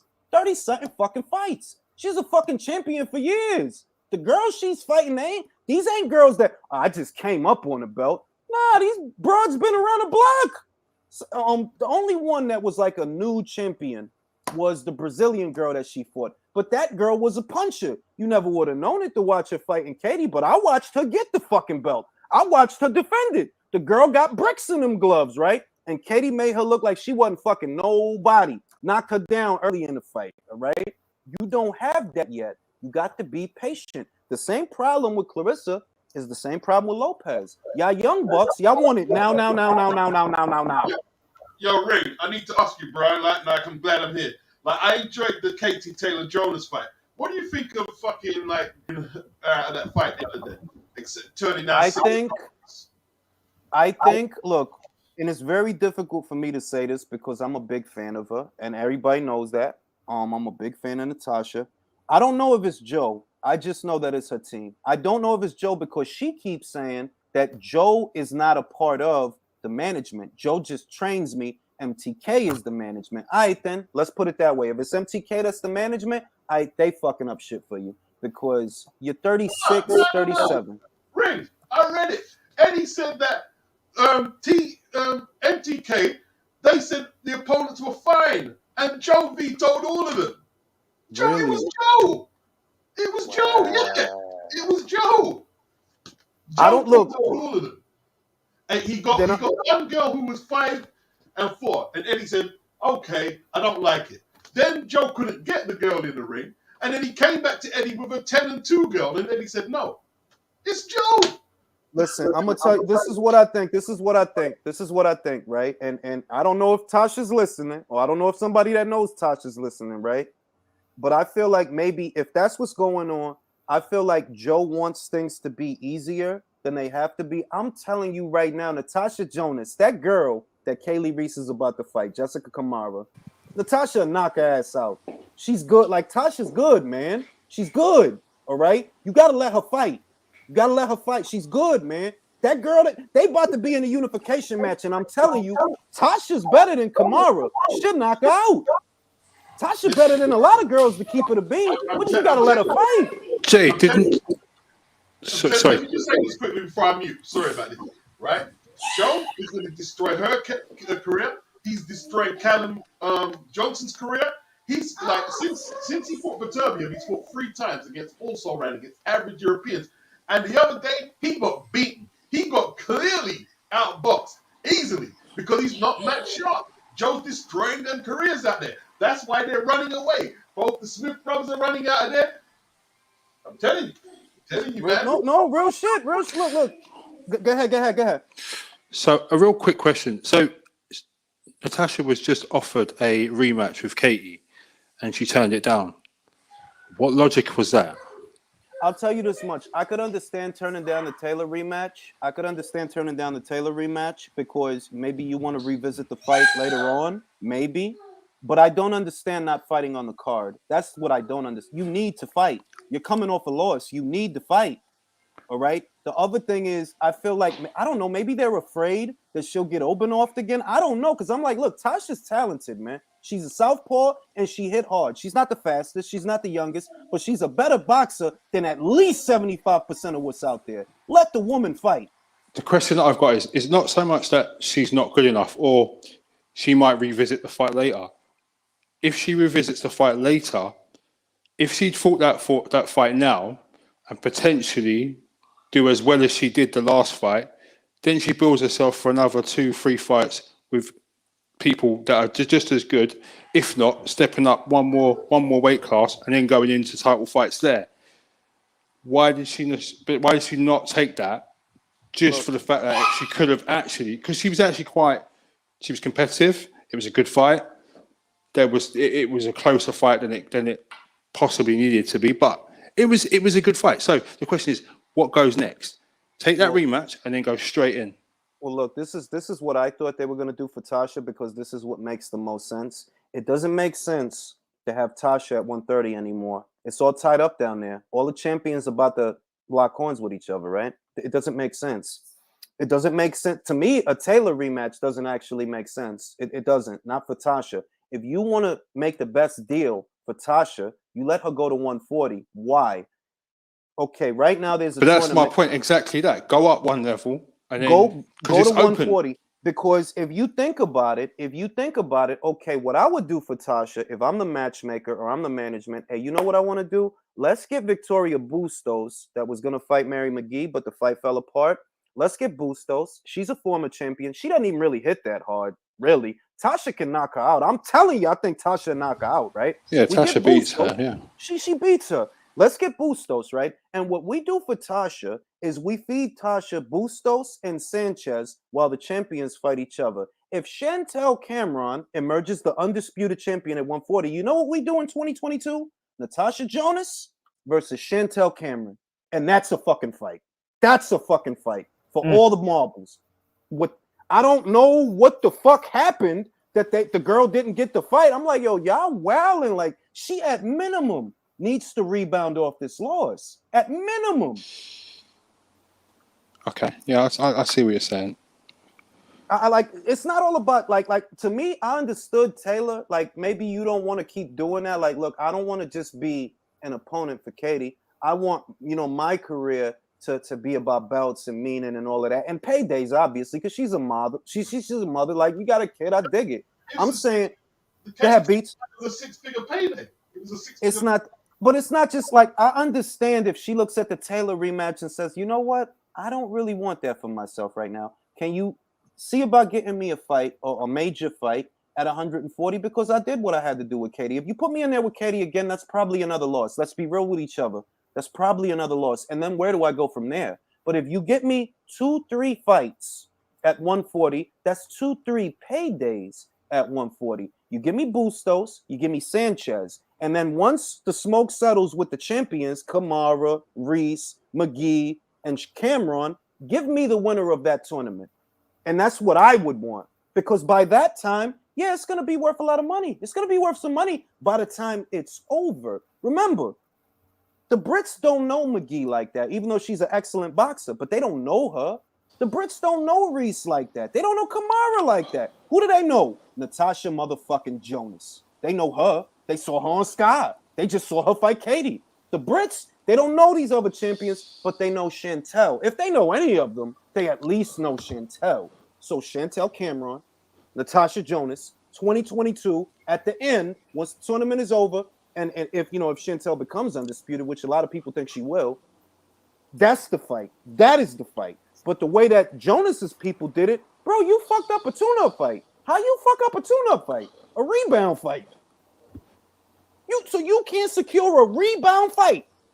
You can't make that happen. You wildin'. You wildin'. Eddie and Joe, right? Eddie's pissed with Joe. Eddie's pissed. He's tired of Joe's shit. He's tired of that shit. What is with this guy? I mean, Joe, he seems to be screwing up a lot of his fighters. Like, what's? I mean, honestly, like, to me, look, I saw somebody say he has a complex, and somebody said this in the comments of a video I made. Joe feels like the world owe him something or some shit. Like, bro, like, chill. All right? Chill. We try to do right by your fighter, but it's got to be a decent fight. We just can't put her in there with cannon fodder. You know what I mean? Like, it's got to be a fight. And what bothers me is Natasha is talented enough, punches hard enough, has enough marquee value already that she could be bigger, a lot bigger than what she is right now. But they squander in the time. Like, yo, dog, she's not that young, bro. Like, you got to get her out there. Yeah, she's long in the tooth. Joey's problem is, we're from Manchester, you're from London, so you don't want to give us the breaks. The media don't want to give us the break. And I said in one of my vids, I said, Kell Brook is from Sheffield, right? Carl Froch is from Nottingham. They're not London fighters. They're some of the biggest products that Matchroom and Sky produced in the revival. Like, look at that card last week. That was in Liverpool. Nearly 10,000 people. There wasn't a world title fight on deck, except Shannon. Except Shannon, right? So how is it possible that all these pockets outside of London are successful, but you're complaining about London, this and that, and America? It's a load of nonsense. It is. It is because that crowd, that Liverpool crowd for Smith versus Fowler, bro, you'd have thought that was a goddamn title fight. You'd have thought that was a damn title fight if you looked at that crowd. Exactly. To me, she keeps saying it's not Joe, though. That's what I've seen the last couple of weeks. That she says, look, it's not Joe because Joe's not part of the management. But Eddie said it. Eddie said his name. He said, yo, it's Joe, bro. It's Joe. She's going to back Joe. She is going to back Joe all the way. That's not true, right? Because even with Callum Johnson, when he was with Matchroom, Joe was turning opponents down from there. And he was coming out saying, we're not taking that fight. So all that shit, he's just a trainer, that's not true. She's backing her man. She's backing Joe. She's loyal. I'll give her that. But it's not true what she's saying. Joe's been with her since the beginning, like all the way since the beginning. Because from what I've seen, like Joe was with her before the goddamn open off. Like he's been with her forever. So she's going to back him. But So she has to take the bull by the horns and realize it. Like, look, I'm 30-something years old. I'm on the other side of 35, right? I might look good as shit, and everybody likes me, and she do look good as shit. That's just true. All right. But time is of the essence. You know what I mean? You can have a big 2022 that, and it don't gotta be about Katie. Motherfuckers gotta stop making it about Katie. Like, no, Jonas has her own career, her own shit that she's trying to do. It ain't all about fighting Katie. And I think, look, Cameron versus Jonas is two well-schooled boxers that have a good pedigree, and I view that as a more even fight, which will have a better aesthetic. Even fights have a better aesthetic. For example, Canelo versus Smith is going to be one-sided because it's not even. It's lopsided for Canelo. But Smith versus Fowler, Cheeseman versus Morrison, Go back to the past. Ward versus Gaddy. Neither Ward or Gaddy were ever pound for pound darlings. But you put two guys on an even playing field in an even fight, and you get good shit. All right. Now, to me, Cameron versus Jonas is in that arena. They're like, look, they both got a good pedigree. They both punch hard. They're both mean-spirited and spiteful punches. Put them in the ring with each other. Somebody gonna get knocked out, man. You're gonna get knocked out. Ray, quick question. Go ahead. You probably don't want to answer this right now, but Harper versus Bumgarner, who you got? I don't. Oh God, I don't wanna. I'll say this. This is what you need to know. All right. Alicia hits hard and it's deceptive, but she does hit very hard. I don't think Terry hits as hard as Alicia, but I do think Terry uses her jab more than Alicia. Terry's a busier puncher. Just watch her fights. Like, everything is off the jab, and the jab is always out there. Whereas Alicia picks her shots more. She doesn't just throw. She picks the shots. So you have to ask yourself, if Terry's jabbing more and throwing more, what's Alicia gonna do about it? Like, what is she gonna do about it? Not to say she's not gonna do something about it, but what do you think she's gonna do about it? You know what I mean? Because Terry can punch. The problem is Terry ain't fought in a year and she coming off a surgery. So you might get two fights out of that. I mean, like, you might get two fights out of that. Sexy fight though. Love that fight. Oh, that's a good fucking fight, man. Like, it's a good. I talked to Alicia on Saturday to confirm the shit, but I don't leak shit. Like, I literally don't leak shit. I knew on Saturday because I asked her, like, yo, why everybody saying you about to fight Terry? She's like, because I'm about to fight Terry. Really, her just made her an offer she can't refuse. Because Alicia has the right idea. What I don't talk about is how many people I talk to people, and like I said, I don't leak shit because I don't want to badmouth nobody. But I've spoken to like a couple people, I ain't gonna say nothing, and about the offers that have gone out to some of these fighters that is familiar, and they be like, yo, they be turning the shit down, bro. Like, they be turning the shit down, them American girls. They be turning them shits down. Like, they rather fight for peanuts on an American card instead of making good money on a UK card, and they beating that drum about equal pay. Yo, what you talking about? There's guys that ain't even getting offers like this. What are you talking about? Rick, what's happening with the Amanda Serrano situation right now? Well, they got progress with that. So now she's gonna fight Katie all of a sudden. Well, this is the thing. A lot has happened since the fight fell apart, right? A lot has happened. Amanda has fought on several different platforms. She fought on Ring City USA 2 times, and then she fought on Showtime more recently. It's conceivable that she will fight one more time on a Jake Paul card, right? And all of that is lending itself to her notoriety. What I think is that maybe they'll offer her 7 instead of the initial 3. Maybe they'll make it 7, right? 700,000, close to $1 million. Maybe not $1 million, but close to $1 million. Because her profile is increasing. Why? Because of Jake. Jake is helping her with that much, that more people are talking about her now than ever before. So maybe they could get it to 7. And if they could get the purse to 700,000, maybe they could do the fight. Let's see. Because her whole thing is the money for the fight. I don't even know that she really cares about winning or losing. Her whole thing seems to be the money for the goddamn fight. And I mean, they were going to pay her $300K before. It was about 300,000 before, around 300,000. At least that's the numbers that were out there. You know, all I can go off of is the numbers that were out there, and that was the number that was out there, 300,000. Which, if I say so myself, yes, that's a good number for you because you're not even bringing a belt for Katie to fight for. all the belts that would be on the line on that fight is Katie's belts, not yours.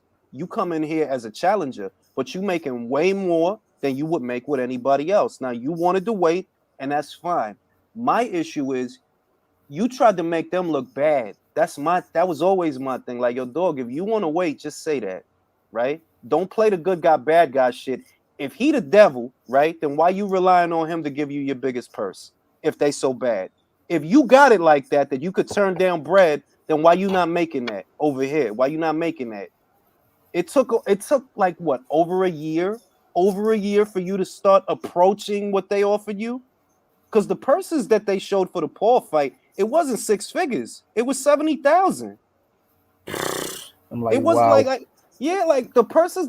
They showed the purses that everybody made because Paul said, "Yo, I gave everybody a career high, whatever, right?" Yo, her purse was 70 G's, bro. So that's something. Yeah, but Baranchik didn't even make that much, and his career is likely over. Yeah, I think it is. His punch resistance is gone.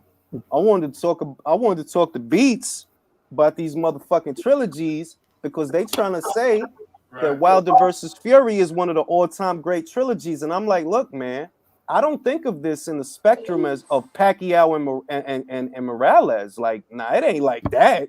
It ain't even really a Gaddy versus Ward.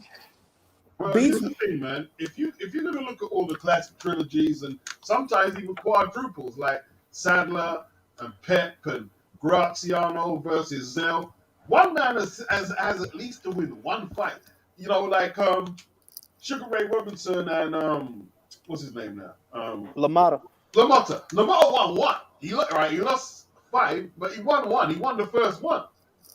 You know?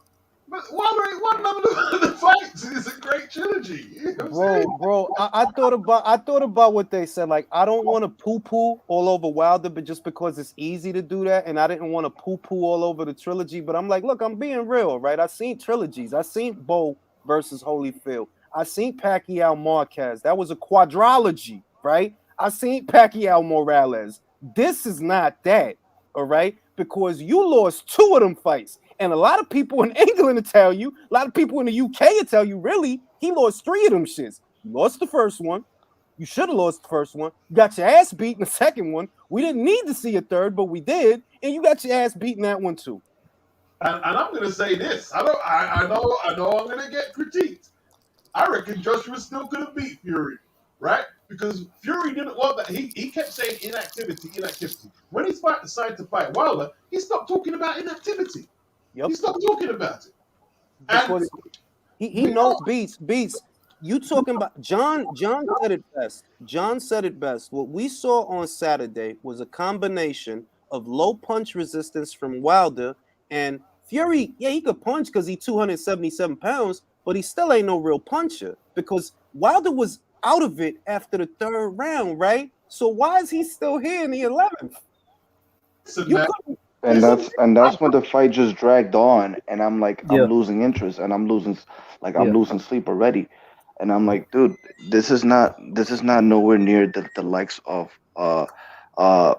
Foreman versus Ronnie Lyle. This is not Holyfield versus Riddick Bowe. It's not. It's sloppy. It's just all over the place, and these guys are just gassing out. Now it's entertaining. But to just throw out those hyperboles of just greatest thing ever, and you guys are just living in the moment, you know? Yeah, I want to say that before I pass it back to Beats. I want to say this. Look, it was fun. Look, can we all admit that it was fun? Yeah, it was entertaining. Yeah, it was a good fight. Really interesting. It was fun, but it wasn't a good exhibition of skill. It wasn't a good exhibition of skill. It really wasn't. And it was one-sided. Wilder, to me, only won 1 round, and that was the rounds where he knocked Fury down. Other than that, what round he won? I say the first round. The first. He got the first. The first round of the 3rd fight. Yeah. But it also looked like that Fury was carrying Wilder for about 4 rounds. Yes. And I asked that look, if you go back and watch that live, just go to the end of it. I was asking that, like, yo, is he carrying him? Like, finish him, bro. He's breathing. He's literally a sitting duck. Just load up on a shot and just starch his ass. You know why I think the fight lasted as long as it did, though? Fury would jab him. He'll step into his jab and he'll land the jab. He'll try to bring over the right hand, but Wilder, like, he'll do his funny shit to get around it, and then they'll be in a clinch. And that just kept happening. Like, he'll jab him and collapse the pocket. He Jab pulls him. back and grabs him. Yeah. And it's like you can't maintain the pocket to load up on the shot and land clean. And Wilder, he can't even get out of the way of your punches because he's so tired. Yet the fight still went 11 rounds. I'm like, bro, is you carrying this dude or something? Like, finish him, bro. Yeah, from the 7th, it looked like he was completely out. So that he was just ready to just be taken out from that point. Look, them telegraphed jabs to the body in the first round, and he's from of course you're gonna tire out. It's a 12-round fight. It's almost like, like, to me they said he was brave, but to me it seemed like someone who had no choice but to fight after all the talking and excuses he made. But I don't think he trained properly. I don't like the punches he was like, apart from when he caught Fury, because Fury made a mistake. He set it up well. He hit him to the body first, and then he went over the top of the head. But that wasn't technically, even Tim, like you guys were saying, Tim Witherspoon was saying the same thing. Tim Witherspoon was trained by Slim Robinson. He had the cross-arm defense, and he used to move side to side. Them guys knew how to box. You had to hold their gloves. You had to throw a jab. That's not Deontay Wilder, man. Joshua does a better job of that. Joshua fought a master boxer. Now, I was wrong. I thought he was going to win, but Wilder is not Usyk on a skill level in no form of way. And anyone who thinks that is an idiot. Listen. I'm going to say this, and they're going to think this is the Matchroom Appreciation Hour. They're going to think this is, everybody mute. Everybody going to think this is the Matchroom Appreciation Hour when I say this. Usyk would play with Wilder because he wouldn't be able to miss him with the lead left hand. He wouldn't be able to miss him with the lead hand. Right. It's target practice all night because Joshua, I know y'all don't like giving him his flowers, but he's a better boxer than Wilder, and he couldn't keep his lead foot on the outside of Usyk's lead. He couldn't. He tried. He tried to fence him. He tried to create an open. He couldn't do it. All right? Wilder is not as good a boxer as Joshua. I'm sorry to say. Maybe he hits harder. Maybe. Right? Maybe. All right? And maybe you want to give him chin. I don't. He looked shot to me, if I'm being honest. He looked shot. When the jab will land, Fury is stepping to the jab. He is shot. Not only would his head snap back, you can see his eyes rolling into the back of his head. That tell me, your brain been jostled too much. If somebody land clean on you, you're finished. Why you're finished. Fury picked him? Why? Because Fury, all right, you got power. You can't box. He couldn't get out. Look. You think of what Spilker did to him. Spilker did to Wilder was exactly the same thing. So you think Usyk wouldn't do that and do worse? Right. Both southpaws. I do. To me, it's like, and I don't want to spend a lot of time on those fights. I did my little brief breakdown, generic of what I think about it, because I'm like, bro, Wilder's not gonna fight that fucking guy, bro. They know that. Like, he's not gonna fight that guy. That's why I don't really want to talk about Wilder versus any Usyk or any Joshua or anything like that. I don't talk about them fights. He's gonna fucking fight Dillian White. You honestly believe Dylan White? Dylan don't breaking care. down those fights don't make no sense. It's just dumb. They're not gonna happen. They talk about Dillian. They talk about Dillian, and it kills me because I think that after Dillian retires, people are gonna look back on Dillian and smile for all the shit that he did. Why? Yo, this dude didn't have to fight Parker. Like, nah, he didn't have to fight Parker, but he did. He didn't have to fight Povetkin, but he did. He beat Hellenius, and it didn't take 2 fights to get it done. He did it in 1. He didn't look great, but he got it done. So that same Hellenius could go to PBC Island and run through Adam Kovnatski. But I thought Hellenius was trash. Now when he on PBC Island, he ain't trash. Not with y'all, all right? Y'all don't respect White. But White regularly takes chances. So I'm telling you, if you give him the opportunity to fight Wilder, bro, that dude is gonna go nuts. He's gonna go. That's a grudge match. White cannot stand Wilder. He will whoop his ass. Remember, he couldn't stand Joshua. Mm-hmm. That's right. And he wobbled Joshua in that fight. Put it this way, Hellenius was the next guy that we're gonna hype up like Luis Ortiz for Wilder to fatten him up, right? That's true. If not Hellenius, I mean Kovnatski, right? If the ladies didn't get to Karnacki, he would have been the second best European heavyweight from Ingemar Johansson and everything, bro. That's who he would have been. Basically, Ingmar 2.0. He'd have been Ingmar 2.0. Right. It's wild out here. I'm like, look. What I see that Dillian has as a drawback is if Wilder catches and shoots, and he has that much ability because we saw that in the Ortiz fight, the second one, that he could catch and shoot, catch the shot, shoot. He could do that. It's got to happen early, though. If it don't happen early, it don't happen for Wilder, right? That's the out for Wilder to win the fight. But so long as Dillian jabs his way in, right, and we see that, Wilder couldn't get out of the way of the jab, bro. Like, he literally couldn't get out of the way of the jab. If Dillian jabs his way in... White's going to smother him too much for that right hand to even land. There you go. On the inside, he got a left hook. You see what he did to Chisora, right? Chisora tried to crowd him. And Joshua, he buzzed the shit out of Joshua with it. Left hook. He ended Povetkin's career in the rematch with it, so... Like, if he gets inside, and I'm not joking, I'm not playing, they look at Wilder in a way where they can't imagine these things happening. But, like, yeah, I see it. If White gets inside, this fight is over. I'm telling you, the fight is over. Because Wilder don't have no inside game. His arms are too long to throw them short punches on the inside. Dillian is used to that, bro. How much does Dillian outweigh him by? Bro, what, 20, 30 pounds? If that left hook lands on his weak-ass legs, he's done. Bro, I'm telling, like, that dude he's finished. He gets slept. He gets slept, bro. Like, I've been saying, look, the Molina fight. Go back, watch the Molina fight. The man comes forward with his hands down, eats a left hook. He's in trouble. His legs is unsteady. Bro, Molina, the left hook ain't White's left hook. I'm not trying to oversell you, White, but he knocked out Chisora, who was winning. He was winning the fucking fight. The Chisora that had to chase around Usyk, remember that? Before that, who knocked Chisora out? Dillian with a left hook in a fight he was losing. Who dropped Parker for the first time? Dillian. Lucas Brown. Dillian. And y'all keep acting like that dude can't fight. Like, I don't know what y'all want these heavyweights to look like. Like, bro, y'all keep acting like that man can't fight. Like, but that comes back to the point you said earlier. They don't want to see White actually get the opportunity to do that because it will make everybody else look bad. Yep. 100. Imagine they can act like there's no money in that fight, but like White needs to win this fight, man. He needs to beat Wilder, man. Listen. If White just imagine, he loses, this is never gonna happen, Isan. This is never gonna happen. But I'm just gonna paint this picture for you. Imagine it's Sunday morning in the United Kingdom. Last night, Dillian White knocked out Deontay Wilder, bruh. It's gonna be a goddamn parade, all right? Like that's gonna be the biggest shit if that would have happened. I'll be celebrating, bruh. Like, I'll be leading the parade. I'll be in the front.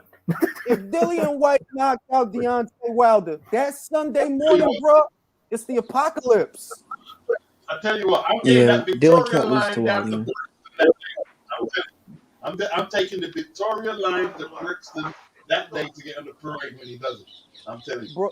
Bro, the whole goddamn Brixton gonna be outside. The whole Brixton gonna be outside. Like, wait! You understand that shit? They hype because of Glovegate. And they don't, like, I said this in a video I did, right?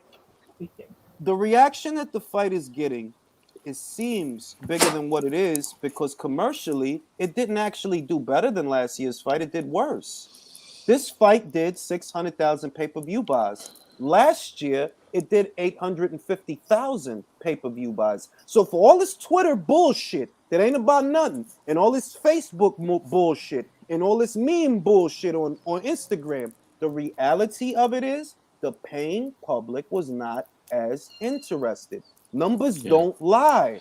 Dan Canobbio said the same thing. It didn't flop though, right? I mean, it still was a success. No, it didn't flop. It didn't flop because the operational cost, which I think is good. I'm glad they didn't flop. Like, I don't want y'all to lose money. You know, like, I don't want y'all to lose money. But this one didn't flop because the operational costs were lower. The guaranteed purses for this fight were only 16 million. Last year, it was 60 million, bro. Whose bright idea was that shit? I don't know. Who the hell would guarantee? Why the hell would you guarantee them that much money? That's insane. Let me read these super chats. Shields still fights like an amateur with her boxing, but the competition is mostly dead in the higher weight classes for anyone to really take advantage, which I agree. That's why she can't get knockouts, because she fights like an amateur.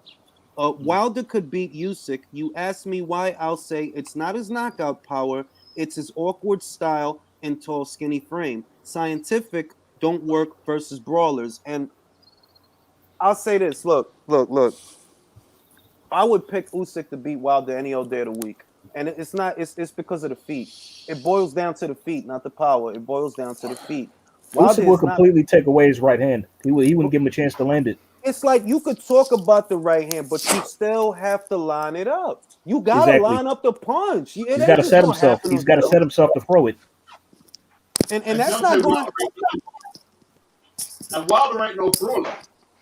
He not. Nope, he's not. No, Yeah. he doesn't know how to. And I pick AJ over Wilder. It's just like AJ to me has more compact swings on, like he knows how to hook in the inside. He's better hooker, you know, in the pocket. The thing with AJ and AJ is like, it's like Hearn said that it's like, yo, this is a very fucking complicated heavyweight. AJ with Wilder is not as complex as people make it out to be.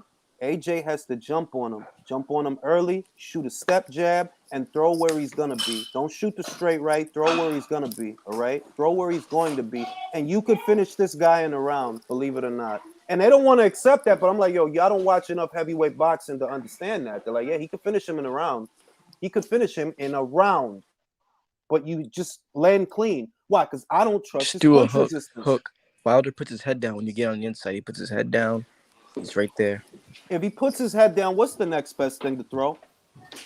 The uppercut. And what's Joshua's money punch? Hello. Uppercut. It's on the closer distance, and you crank that uppercut. Like his legs are gonna get wobbly. Like he got Bambi legs. That's the thing. That he has no foundation at all. Usyk could go to the body on Wilder too. All night. The only problem. I keep thinking about all these big fights he had, and it's like, you know, that he could have had. He could have made a lot more money, but then you keep thinking about the ways he fights, and then like, damn, it would have been like boiled down to just 2 big fights, because like he's really a limited fighter, and like I know the fans, you know, mentality when they say, "Oh, biggest fight ever." The reason why they say that is because not the heavyweights are not really fighting each other. It's been a while since we had a buzzworthy fight. So it's like I say, AJ versus Bro, Klitschko, listen, you know? Listen. It's goofy shit, because these people tell you that Wilder versus Fury 3 is this massive fight, but when you ask them, why did it sell less than the second fight? They don't want to talk. This is stupid American goofy shit. And that's what I'm going to call it from here on out. It's stupid American goofy shit. If this is a big fight the way you think it's a big fight, where are the big numbers? Yeah. Where are they? Because it's simple. Bro. This is a numbers game. I'm gonna hit y'all with the knowledge, B, because I'm not from your bum ass planet. Numbers is the language of God. That's why they don't lie. All right. Now, if you telling me that this is a bigger fight than anything else that's out there, why did this one sell less than the last one? Why did this one not generate as much as Joshua versus Usyk? You think this fight generated more than Joshua versus Usyk? You keep shitting on them Brits. You know why? You're fucking jealous. That's why. You're fucking jealous. I was gonna bring up this point about Michael Hunter, bro. Like he be very dismissive about the UK fighters. I was thinking if Triller had any common sense, they would sign Derek Chisora and give him a rude awakening. They can't afford him. Nah. I'm telling you, they can't afford him. Remember, Derek sells tickets in the UK. So Triller, are you prepared to go to the UK and do shows there? Because that's where he sells. Now, if you don't want to do that, that's fine. But you have to compensate him for the money he would have been making. And you're not going to do that. You couldn't get Lopez Cambosos over the line, but you're going to get problematic Derek fights over the line? That's actually not a bad fight, Chisora versus Hunter. Yeah, but Hunter thinks he's a star. What's he gonna want for the fucking fight? What's he gonna want for the fucking fight? He wouldn't fuck this. He wouldn't fuck with Derek. He wouldn't even fight Hrgovic. So I'm just look. It's a lot of shit. It's a lot of shit that goes on around here, right? That you could tell is childish. Because I was having this conversation not but yesterday. Dude came out of the clear blue sky, wants to start arguing with me about Wilder versus Fury 3. And how Joshua never showed the heart that Wilder showed, and all I told is, "This is go to my Twitter." That's such a It's stupid ass shit to say. Bro, go Oh to my my God. Twitter. Go to my Twitter. All right. Joshua was stopped by Ruiz, right? But he never stopped getting up. He never, and y'all still call him a quitter, even though he never stopped getting He got up. stopped on his feet. He wasn't out cold. Like y'all don't get it. I don't get that.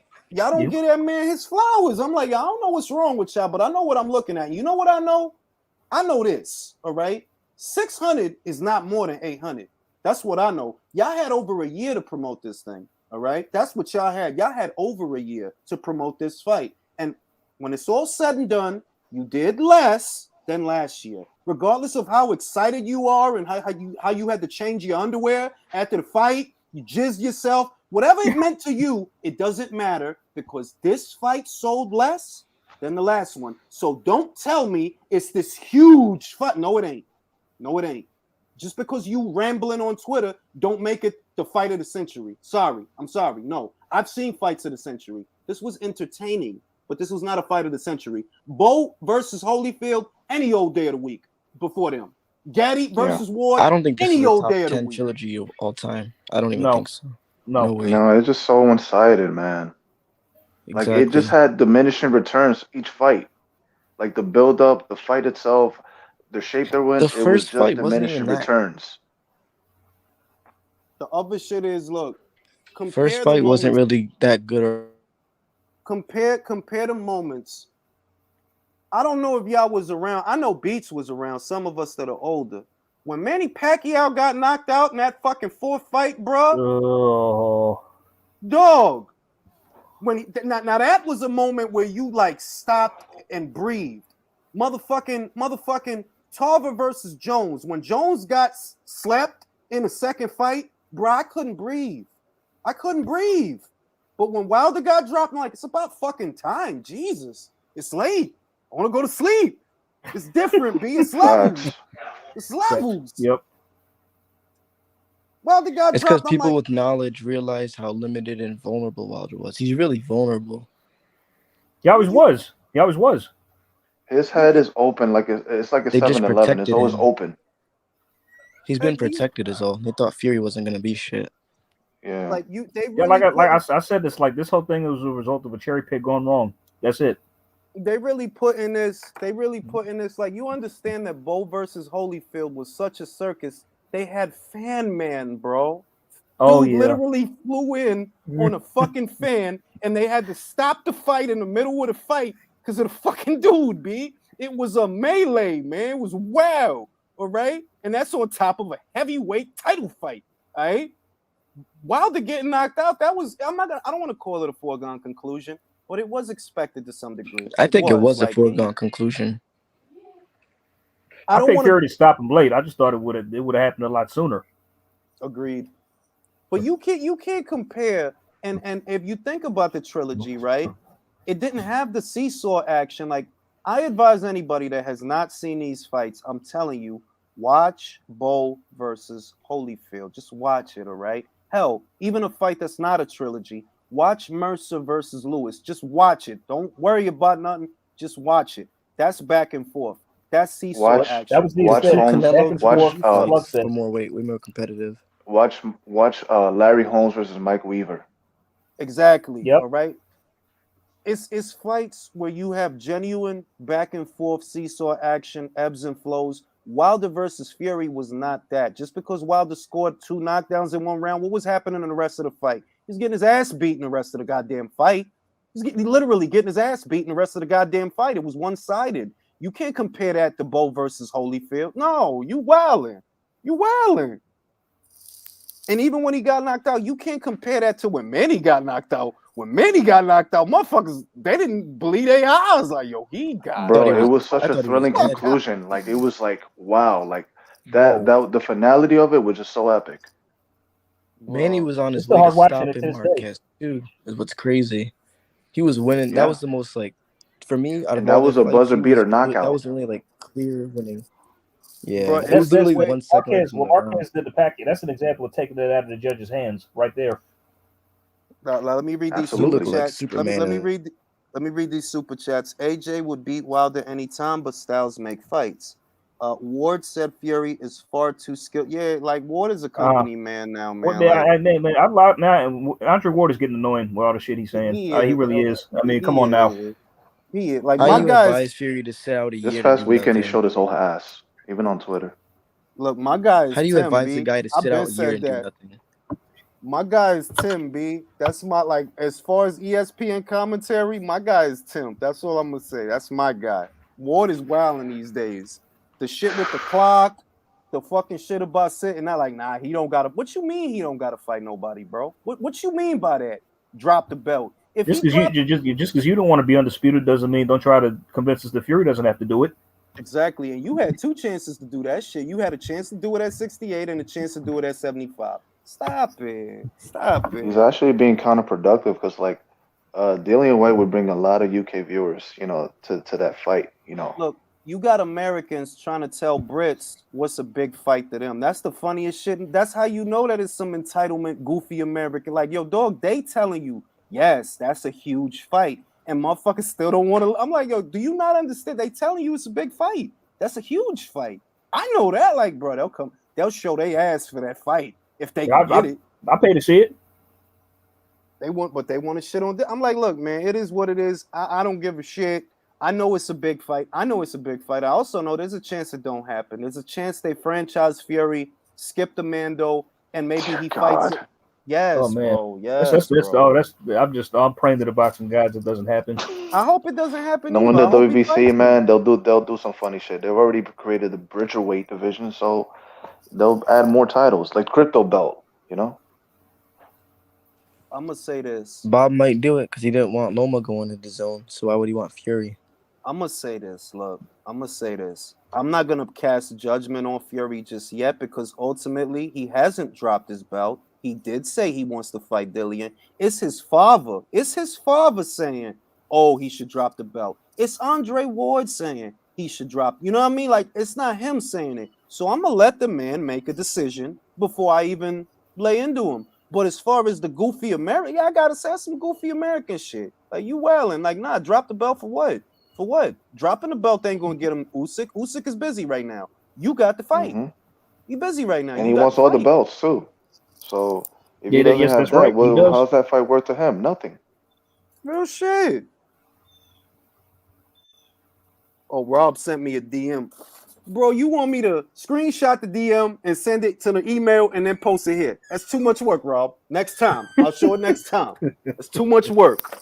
But yeah, man, like it's like I don't want to be that guy that comes in afterwards and poo-poos all over. Like, I don't want to be that guy. But the shit they doing is wild. Like, really, one of the greatest trilogies of all time. Have you seen Gaddy versus Ward? Have you seen that? Have you watched that? Have you watched Ali versus Frazier? Have you actually seen that?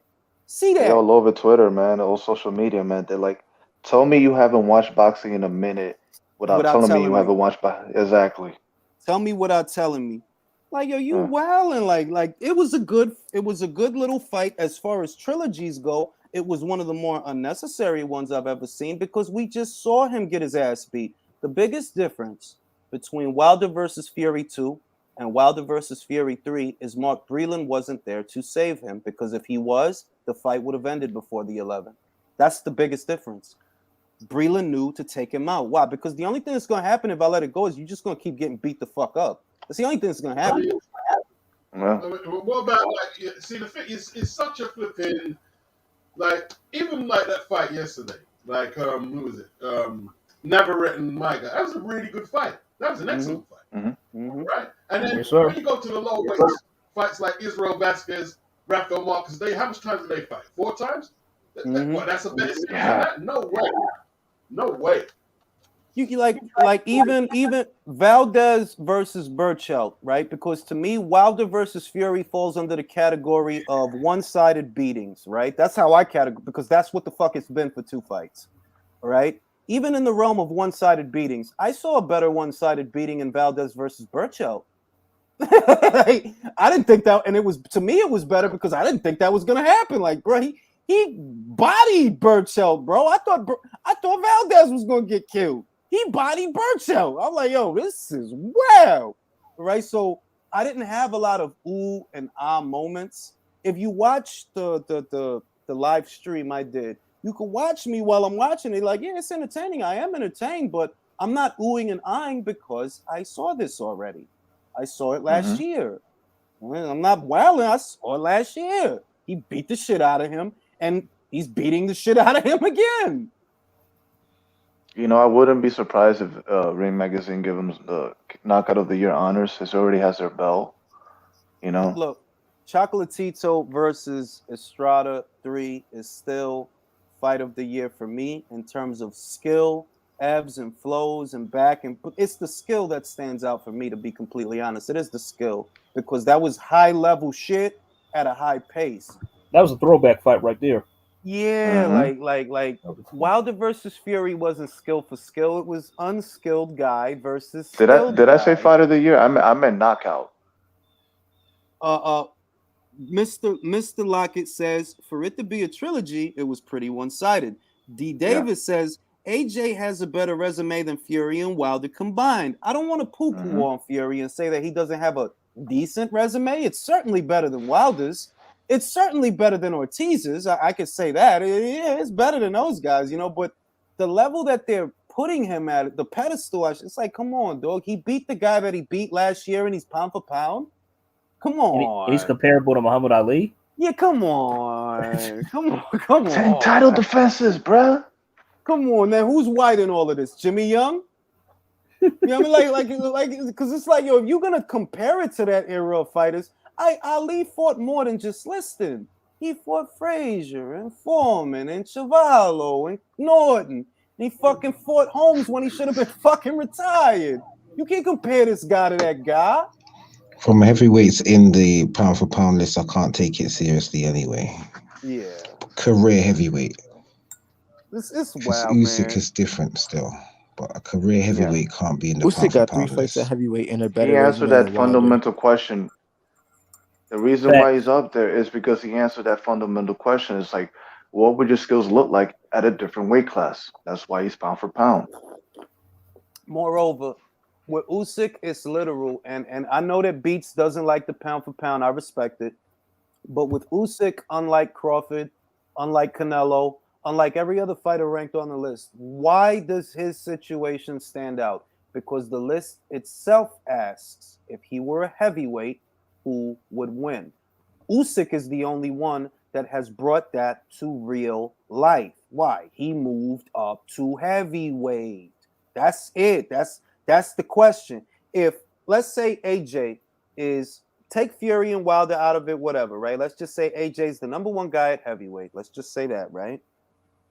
What the question attempts to ask, and what the list attempts to do, is ask if Lomachenko were the same size as AJ, if Crawford were the same size as AJ, if Canelo were the same size as AJ, with the skills that he has, who would win? That's the question, all right? Now, with Usyk, it's literal, because them little guys can't go to heavyweight. They can't, but he did. He went to heavyweight, and he showed, I'm not bigger than AJ, I'm not stronger than AJ, but I can box better. That's why it's literal, all right? That's why.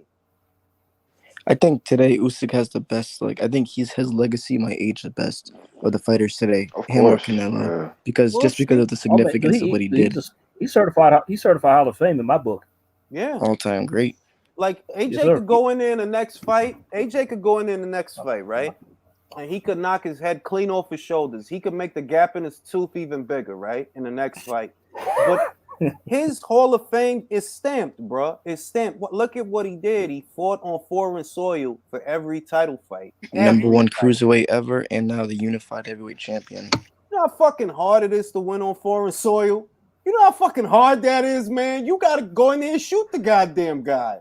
Well, he's the model road warrior. What he did is the equivalent of if Triple G would have got the decision over Canelo, basically. And that's why Triple G don't get no love from me. Not right. You full of shit. They marketed you to try to be what he really is, he really is those things. He really did want Undisputed. That's why he did it the way that he did it. No fuss, no muss, let's box. No fuss. All right? If it's in your backyard, and remember, in the beginning, he didn't even want to have to go to Russia for the Gassiev fight because of the beef they got. He didn't want to have to go over there. They got legitimate political fucking problems. But in the end, fuck it. I'm going. Fuck it. I'm going. Let's go. And he goes over there, pitches a goddamn shutout. Goddamn shutout. Embarrasses him. You just can't. You country. can't rob Usyk. You can't. You can't. I mean, he makes it so damn convincing every time. It's like you can't rob him if you tried. Like, to me, that's why Usyk's claim stands out, because with him, it's literal, because the list itself, and this is why heavyweights don't belong on pound for pound list, because we all know in real life, yes, a guy like Alen Babic could beat Chocolatito, not because he's better, but because he's bigger. And the list is not about bigger. The list is about skills. Do you bring that hand back fast enough when you throw a jab? Do you know how to get lead foot advantage? Can you feint? Can you stay off the line? Can you fight side on? Can you angle off when you shoot your jab or when you throw a loop and right? It's about skills. That's why heavyweight, we already know, look, the heavyweight don't got to be skilled to beat no Chocolatito. He's a fucking heavyweight. That's why he don't belong on there. He's a fucking heavyweight. He don't got to be the most skilled heavyweight to beat Chocolatito. He can just smack him. But that don't make him a better boxer than Chocolatito. I think because Usyk did everything so convincingly and impressive, I think that's why a lot of people have him over Canelo pound for pound, because of the significance of what he's done. And there's there's no complaints about anything at all. Anything. Like, look, you could get fucking Chris Billum Smith, right? He'd probably beat a top shelf bantamweight, right? Like, I say probably, right? But he'll probably beat like a top shelf bantamweight. But is he beating that bantamweight because he's bigger or because he's better? Because there's a difference. Size matters, all right? If you got enough size, you ain't got to be the best. Not if you got enough size on the guy. Yeah. To me, being like heavyweight champion of the world is a more unique distinction than pound for pound. You know, me like too. because among the fans, you're being crowned as the baddest man on the planet. Yeah. There always comes a point where skills cannot combat size. There always comes a point. I mean, Yep. Like, look, we talk about Inoue, right? Let's talk about Inoue, right? Look, I love Inoue, supremely skilled boxer, picks his punches well, sets them up well, right? Great boxer, But if you put him in there with Alen Babic, like, what do you think is gonna happen? With Josh Taylor, don't even go there. Put him in there with Josh Taylor. There you go. What do you think is gonna happen? Size matters, man. It matters. That's why you have to be able to differentiate skill from size. Because if you're big enough, well, you might not need to be skilled. You're too big. Guy might eat your punches. He might walk through them shits. So it's not that you're not a skilled boxer. You're just too fucking little. Like, it really is a theoretical list that, this just became a fucking popularity contest. Like, when I saw Errol Spence there on the list, man, I'm like, you're not going to show no love to Jamel Charlo? Like, bro, Errol is not a pound for pound fighter, and I have no problem saying that. Errol is not what's your biggest win? Mikey Garcia? Mikey Garcia, a little dude. Your claim to fame as being a pound for pound great is fighting a little guy. That's little. That came up 2 divisions to fight you. If we don't give Triple G credit for Brook, Canelo credit for Khan, why the fuck do people give Errol credit for going 12, Mikey? That's what. No, look. I said it before Loma fought Rigo. Look, he's gonna fucking dominate Lil old Rigo, right? And he ain't gonna get no credit from me because Rigo is little. He's a super bantamweight. What am I supposed to say? He's little, right? The fight comes and the fight goes. What I said, you don't get no credit for that one because Loma didn't even give himself credit for it. He said it's not his weight class. Loma said it after the fight. You had Lomachenko butt boys in my comments, and I had to make a whole video about it. Like, look, Loma himself is saying it's not his weight. It's not a big win because it's not his weight. Rigo fucked it up. He could have had it at 126 years before that. That's what I was saying. Like, they could have been in the middle. It would have been a good ass fucking featherweight fight. There you go. Dreamland says, for example, Andre the Giant would beat. Yeah, he probably would. Andre the Giant don't even know how to box, but he'll probably go in there and smack the shit out of a real good top shelf bantamweight. And it's not because he's a better boxer. It's just because he's bigger. And you being bigger is not a skill. Skill is throwing that jab and then bringing that hand back fast enough to protect that side of your face. That's a skill. The difference between a proper jab and a lazy jab. That's a skill. What can be applied. Don't confuse size or speed or even punching power. Those are not skills. Skills is what can be applied. The actual fucking boxing. So when I say, right, that yeah, Alena beat Chocolatito in the elevator, but that don't make him a better boxer than Chocolatito. No, he's not a better boxer. He don't pick his punches better. I really hope Chocolatito beats Estrada. I don't know, man. I don't know. To me, he beat him in that third fight, but it is what it is, man. Yeah, in the second, yeah. He beat him in the. That was the third, wasn't it? Wasn't that the third? That was the second fight. That was the second. That was the second fight. Oh, all right, all right. Yeah, I'm well. 2012. It's been a long time. It's been that. The only rematch that I know that took longer than that was Hopkins and Jones. It's like 14 years between the first fight and the second fight. That was so unnecessary. It was though. Roy should have just left that shit alone. But you know, Roy was a shell of himself by then. It's like he just had nothing. He was shot. Hopkins tastes like fine wine. Oh yeah, Hopkins was fine, but Roy wasn't. I mean, that's why I'm saying that's why the rematch was unnecessary. Look. Here's a guy. For example, when they asked Muhammad Ali about Sugar Ray Robinson, they didn't call Muhammad Ali the best pound for pound heavyweight in the world. This is a history lesson. They didn't call him that. Why? Because you didn't have to. They know Ali is bigger than Robinson, so he would probably beat Robinson. This is why heavyweights don't fucking belong on pound for pound lists.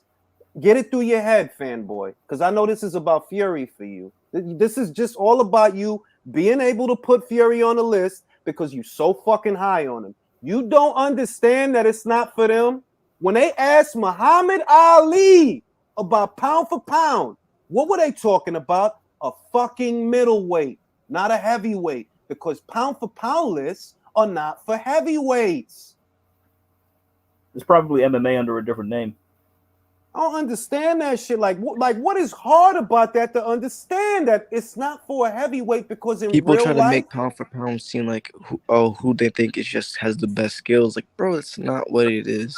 Like Mike Coppinger said, I think it's not about that. Pound for pound. They look at it more like a power rankings, like who's up and who's Beats. down. Go ahead, Beats. My theory is like when the concept sort of started more or less with Henry Armstrong. They used to talk about it, but officially it was Ray Robinson, pound for pound best, right? And that was because the heavyweight division, like, everyone knew the heavyweight champion, Rocky Marciano, Floyd Patterson, and Ali, etc. Everyone knew them. So to give light to the fights from lower weights, that's why that was brought about. But I think now, I'm not saying, like, I don't have no problem with heavyweights not being on there. They need to make 2 pound for pound lists. They need to make one from lightweight to strawweight or the lowest weight, and then go up to cruiser. Because it's like when you put Roman Gonzalez as top for pound, he just comes under criticism. Oh, we don't know him. Who's he for? And like, even though like he's fought who he's supposed to fight. You know what I mean? So to me, they should like you need two lists. I'll say this, Beats. The real problem is, yo, somebody got a mean echo. The real problem is, mute your mics. The real problem is that people don't just want to accept that the parameters, the conversation itself, it has parameters. I am not talking about big punchers. I'm not talking about speed. We're talking about actual boxing. And the biggest problem with this conversation is most people don't know good boxing from bad boxing. They literally don't. That's why they were high on Wilder. Because if you can have 10 guys tell a Wilder fan, yo, that dude can't box, bro. And he can't see it. He can't, like, yo, you can't see what everybody's talking about. So you bring up something like pound for pound when I say that, look, Josh Taylor's great on the inside. The way he rolls and rides punches and plants uppercut, those are skills. That's not God-given. Those are skills that he is applying. When Usyk gets his lead right foot on the outside of Joshua's lead left foot, that is a skill. When he feints to set up the lead left hand, that is a skill because it is applied. It is learned, practiced, then applied. Those are skills. And boxing fans are the only organized, in all of organized sports, whether you're talking about American football or world football, baseball, basketball, rugby, tennis, every fan knows the rules except in boxing. Boxing is the only sport where the fans don't know jack shit about it and can't shut the fuck up. Literally. Like I had a guy on here once and I asked him this same exact conversation. What is the difference between a proper jab and a lazy jab to make the point? And he couldn't tell me. So you don't know what makes a lazy jab, but you want to argue about pound for pound. What's the difference between a right cross and a straight? It's all in the name, but I asked, what's the difference between a right cross and a straight? What's the difference? What's the difference between a stab to the body and fighting in the pocket? What is the pocket? Tell me what the pocket is. And these are the people that want to argue about quote unquote skill. You don't even know how to identify. If you can't tell me what makes a lazy jab, you shouldn't be having this conversation. You shouldn't, period. But people don't know how to be quiet, especially around here. Especially. Because it's like, your dog, you arguing to argue.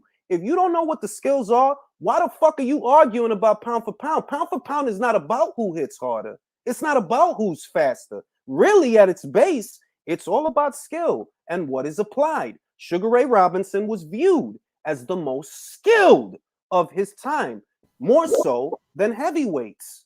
Before him, it was Henry Armstrong. Before him. Shit ain't complicated. They make it complicated. Yeah. People just want to argue. Pretty much. I mean, Sugar Ray was the reason pound for pound was created. Not necessarily. It was around before him, but he made it popular. He popularized it, right? Yeah, he's the one. He's the one who made it popular because there were different brackets of pound for pound. For example, there was one guy that I read about, right? And Mark, I wish Mark was here because he brought it up too. There was a guy who they said he was pound for pound the fastest. They limited it to the speed, to hand speed. They said he was pound for pound the fastest. The concept of pound for pound is not complicated. Yo, somebody got an echo, man. That could be me. All right. The concept of pound for pound is not difficult to understand. Let's say you have 118 pounds of Naoya Inoue. 118 pounds of Naoya Inoue is of higher quality than, say, 147 pounds of Robert Guerrero. That's the concept. That even though he's smaller, he's still better. That's the concept. That's literally it. That's what it means. That 122 pounds of let's say, Stephen Fulton, 122 pounds of Stephen Fulton might actually have more boxing skill than 154 pounds of Dennis Hogan. Even though Dennis is bigger, that don't make him a better boxer. And even if Dennis could beat Stephen Fulton in a real life setting because he's bigger, that still doesn't make him a better boxer because this guy boxes better. He's just smaller. That's the concept. It's the measurement of abilities. It's well out here. Like, it's pound for pound has never been a complex conversation. It's always been about the skills that you apply, like Finito Lopez. Okay, supremely skilled guy. And no, it's not because of the unbeaten record. It's because of everything. I look like me. Everybody gets to that conclusion differently. I try to look at, okay, who you fought, what have you done, what have you won, how many times have you won it, where have you won it, how many times have you been there. That's what I like to look at, because if you're skilled, it'll show the way it shows for Sugar Ray Robinson, the way it shows for Sugar Ray Leonard, Sugar Shane Mosley in his heyday, when he had a heyday. If you're supremely skilled, the resume will show it, all right? Because there's always constants. Sugar Ray Leonard, outside of Hagler, and I don't even knock Hagler because I do think he was pound for pound, but Leonard was a multi-weight champion. Duran was a multi-weight champion. Henry Armstrong was a multi-weight champion. Sugar Ray Robinson was a multi-weight champion. It's not a fucking coincidence They had enough skills that they could go upstairs and still be dominant and still be effective. It's not a coincidence. Manny Pacquiao, Floyd Mayweather, Miguel Cotto, Canelo Alvarez, Roy Jones Jr., Tommy Hearns. It's not a coincidence. Oscar De La Hoya, Felix Trinidad. It's not a these guys didn't just sit in one weight class like Triple G and oh yeah, he's pound for pound number one. For what? Daniel Gill? You see why that's relevant, yeah? Like Hagler's my favorite fighter. And I remember when I first came on YouTube, I think I was doing a hangout, and I was trying to explain that they were calling for Hagler to fight Michael Spinks. And someone who lived in Michael Spinks' area said, man, you from England and all that. Well, how you know about all that? That ain't true, that ain't true. And then I clicked up a couple things and I provided the articles, right? And to be honest, I was chancing my luck. Mm-hmm. Right? And the KO magazine, yes, we want to see Hagler fight Michael Spinks. But Hagler didn't go for that. He didn't need to. Hagler was disciplined. He never had no problem making 160. You never heard that, oh, Hagler was tight on the scales. So he made 12 defenses, lineal undisputed defenses of the middleweight crown, but he never moved up. So when you weigh that up against, like you say, Sugar Ray Leonard, Tommy Hearns, Duran, like Duran won titles from lightweight to middle. Exactly. Right? So who do you say is greater? Like none of them are good. Well, Duran got probably more defenses than Hagler at lightweight, to be honest. But that's why Duran is ranked so highly, the all-time great. And that's why I bring that into the conversation. And look, we know Marvin fought Duran, right? And we know that Marvin beat Duran. But on an all-time great list, you might find that Duran ranks higher because he did more across more weight classes. By the time he gets to Hagler, he already been a lightweight champion and a welterweight champion and all. He already did mad shit. So yeah, Hagler beat him, but does that make him greater on a long enough timeline? No, I love Marvin, but I'll say no, nah. Even Leonard, I don't think. Look, I've seen that fight more than once, and sometimes I come away thinking, look, Marvin won that shit. Sometimes I come away thinking that, but overall, you got to give Sugar his flowers. Like, bro, this dude debuted as a welterweight. Today's welterweights, imagine Danny Garcia trying to go in there with some of these guys. You get killed. You'll get killed at 54, let alone 160. I'm telling you, Julian Jackson would wipe all the dudes out today, the middleweights. Bro, I've been said Oscar kill these Gerald McClellan and the G-Man. Come on now.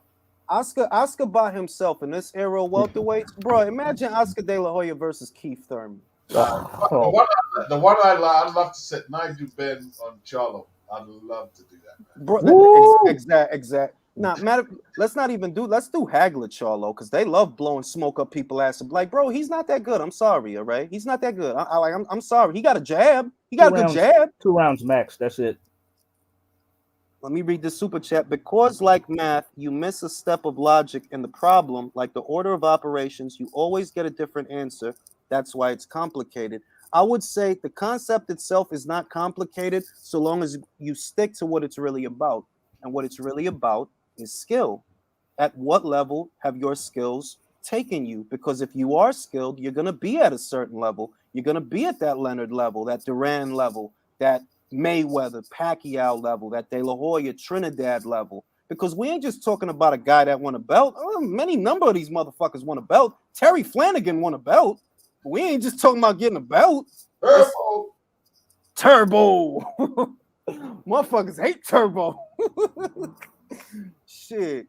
But it's at what level are you doing it? So when you think of a pound for pound fighter, don't even look at the contemporaries. Think Henry Armstrong. Think Sugar Ray Leonard, Sugar Ray Robinson. Think Manny Pacquiao, Floyd Mayweather. What do they all have in common? The things that they have in common. What do they have in common? And that's what matters. That's how you know they're like, nah, man, he wasn't just a champion. He fucking 8th division and all this bullshit. Floyd, nah, he wasn't just champion, not just. You know, like Errol, he's just a champion. Like, yeah, you unified, but so's Artur Beterbiev.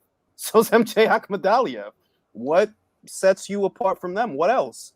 Are you lineal? No. Ring Magazine? No. Have you beat more champions than them? No. Not really. No, but he's American. He's American. And he fights on Fox. Like them old school fighters who moved up the weight, they had to do it on the second day weigh, so they couldn't rehydrate and do none of that stuff there. You know, like Ray, Ray Robinson today, he wouldn't have been a middleweight. He would have been a light middleweight because a lot of the title defense, he came in at 158. He fought Joey Maxim for the light heavy title at 150. I think he weighed 157 or 158. Bro, Rocky Marciano wouldn't have been a fucking heavyweight. He would have been he'd have been a cruiser. And look at the weights of some of his opponents. Some of those guys weighed as little as 170 something pounds. He wouldn't have been like, they were light heavies back then. Yeah, he was about 10 pounds over light heavy. He wouldn't even have made cruise. Not today's cruise. Like, they could have fattened him up for the old school cruiserweight limit of 190 perhaps, but he would have been a small cruiser. The dude, look, imagine him 5'10" in today's era. He like, bro, it ain't, and it's not that it's not, and I always say this about Rocky Marciano. I don't think as many people endear him these days as before, but I'll say he was good for his time. You know, he was good for. He was very good. He was good for his time, but he's not a fighter that you could put him anywhere. And I'll tell you right now, Rock don't make it in that 80s era. No. 80s and 70s? No. You beat some of them. You could beat some of them. Some, but look, the Ali fight, no, I don't think he would have. And no, I don't think he would have beat Frazier. I don't think he would have beat Frazier. No. I think Frazier would have been all wrong for him. It's big train, I think Donald Curry would have given people problems in today's welterweight. Now let me read the super chat. My fight of the year candidates: Chocolatito versus Estrada, Navarrete versus Diaz.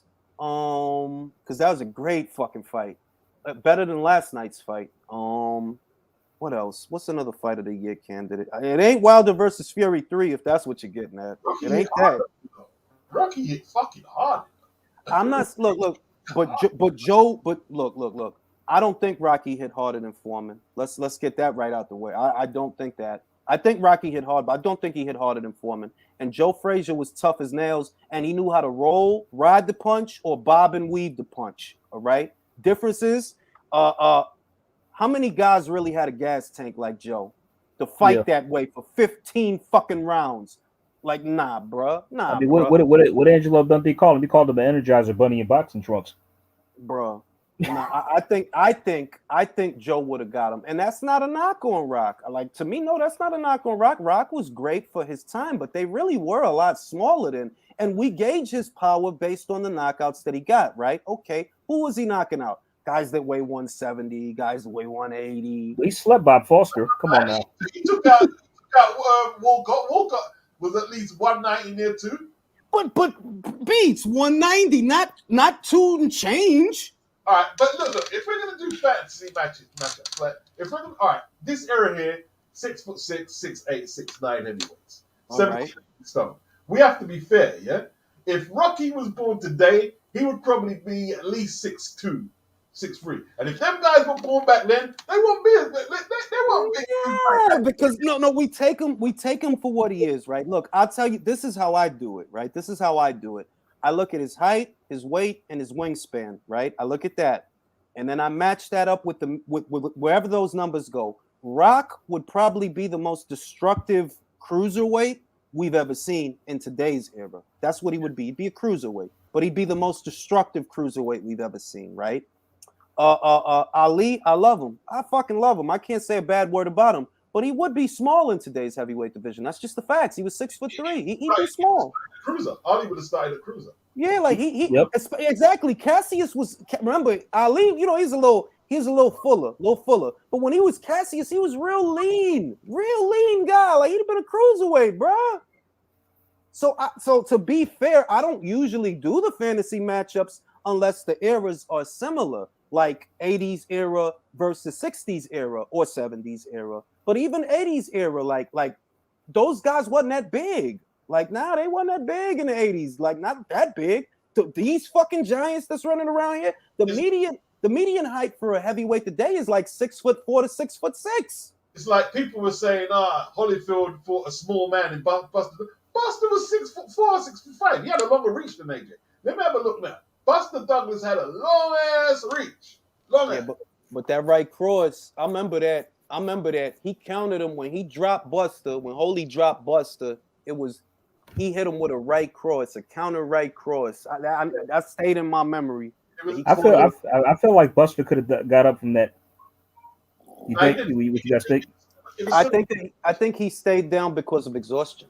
Yeah. He wanted to stay down.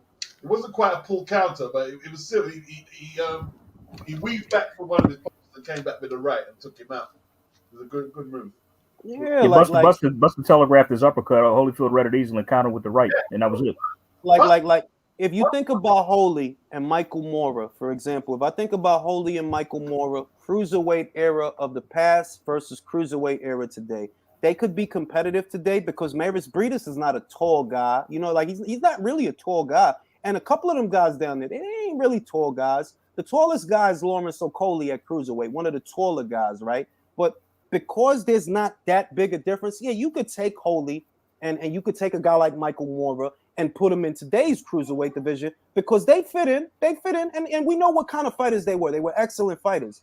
But if you're talking about Rocky Marciano, that was 5'10", in this generation of heavyweights where guys are 6'6" and 6'8", nah, bro, like nah, you ain't gonna fit in. Hey, listen, you see, Buster Douglas at an 83 reach. What people don't understand about Buster Douglas, right, is Mickey Duff, right, used to be very heavy in the American fight scene. So they used to trade secrets between each other. He was good friends with Cus D'Amato and Jim Jacobs. Mickey Duff told the old Tyson setup, Don King didn't get the memo, stay away from Buster Douglas. Don't put Mike in with Buster Douglas. He told him, right? And let me tell you this, right? I saw Buster Douglas fighting Mike Williams, who was a French contender. He was one of Mike Tyson's sparring partners, and they were talking heavily about him. He was built like a tank. And Buster Douglas dropped him about 4 times with a left jab, right? And Buster Douglas had one, like he was lazy, didn't train, like his dad was Bill Douglas, a French contender, and he used to get mad at Buster because he didn't train hard enough and he didn't apply himself. But Buster had one of the best jabs, man. People don't realize that, right? Let me address this super chat. Tony, I got the Cash App. I just got it. I appreciate it, bro. Let me address this one. Vladdy V, good knowledgeable podcast, fellas, but I'm not alone in the matter of having no interest. I dig it, man. It ain't for everybody, but I support him. Tony, I appreciate that. I got it. It's right here in the Cash App. I appreciate it, bro.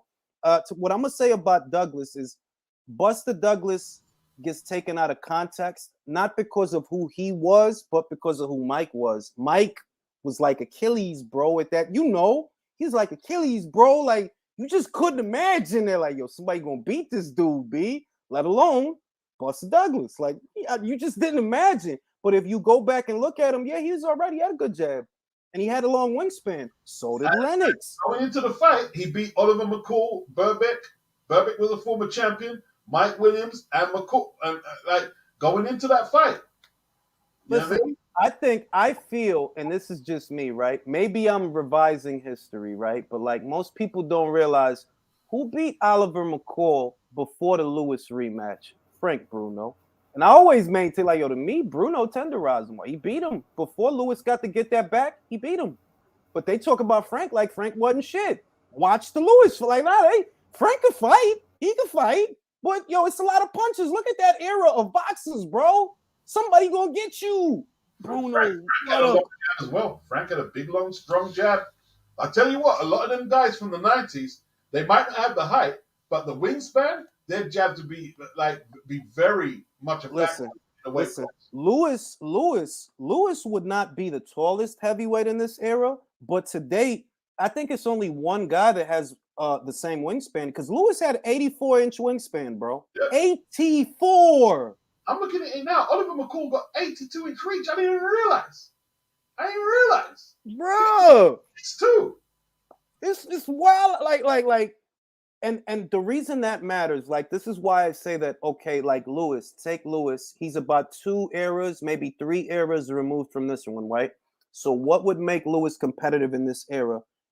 His boxing, obviously, but also his wingspan. He don't need to be close to these tall guys to touch them because he got that wingspan. He shoots that jab, it's gonna land, bro, because he's got the reach.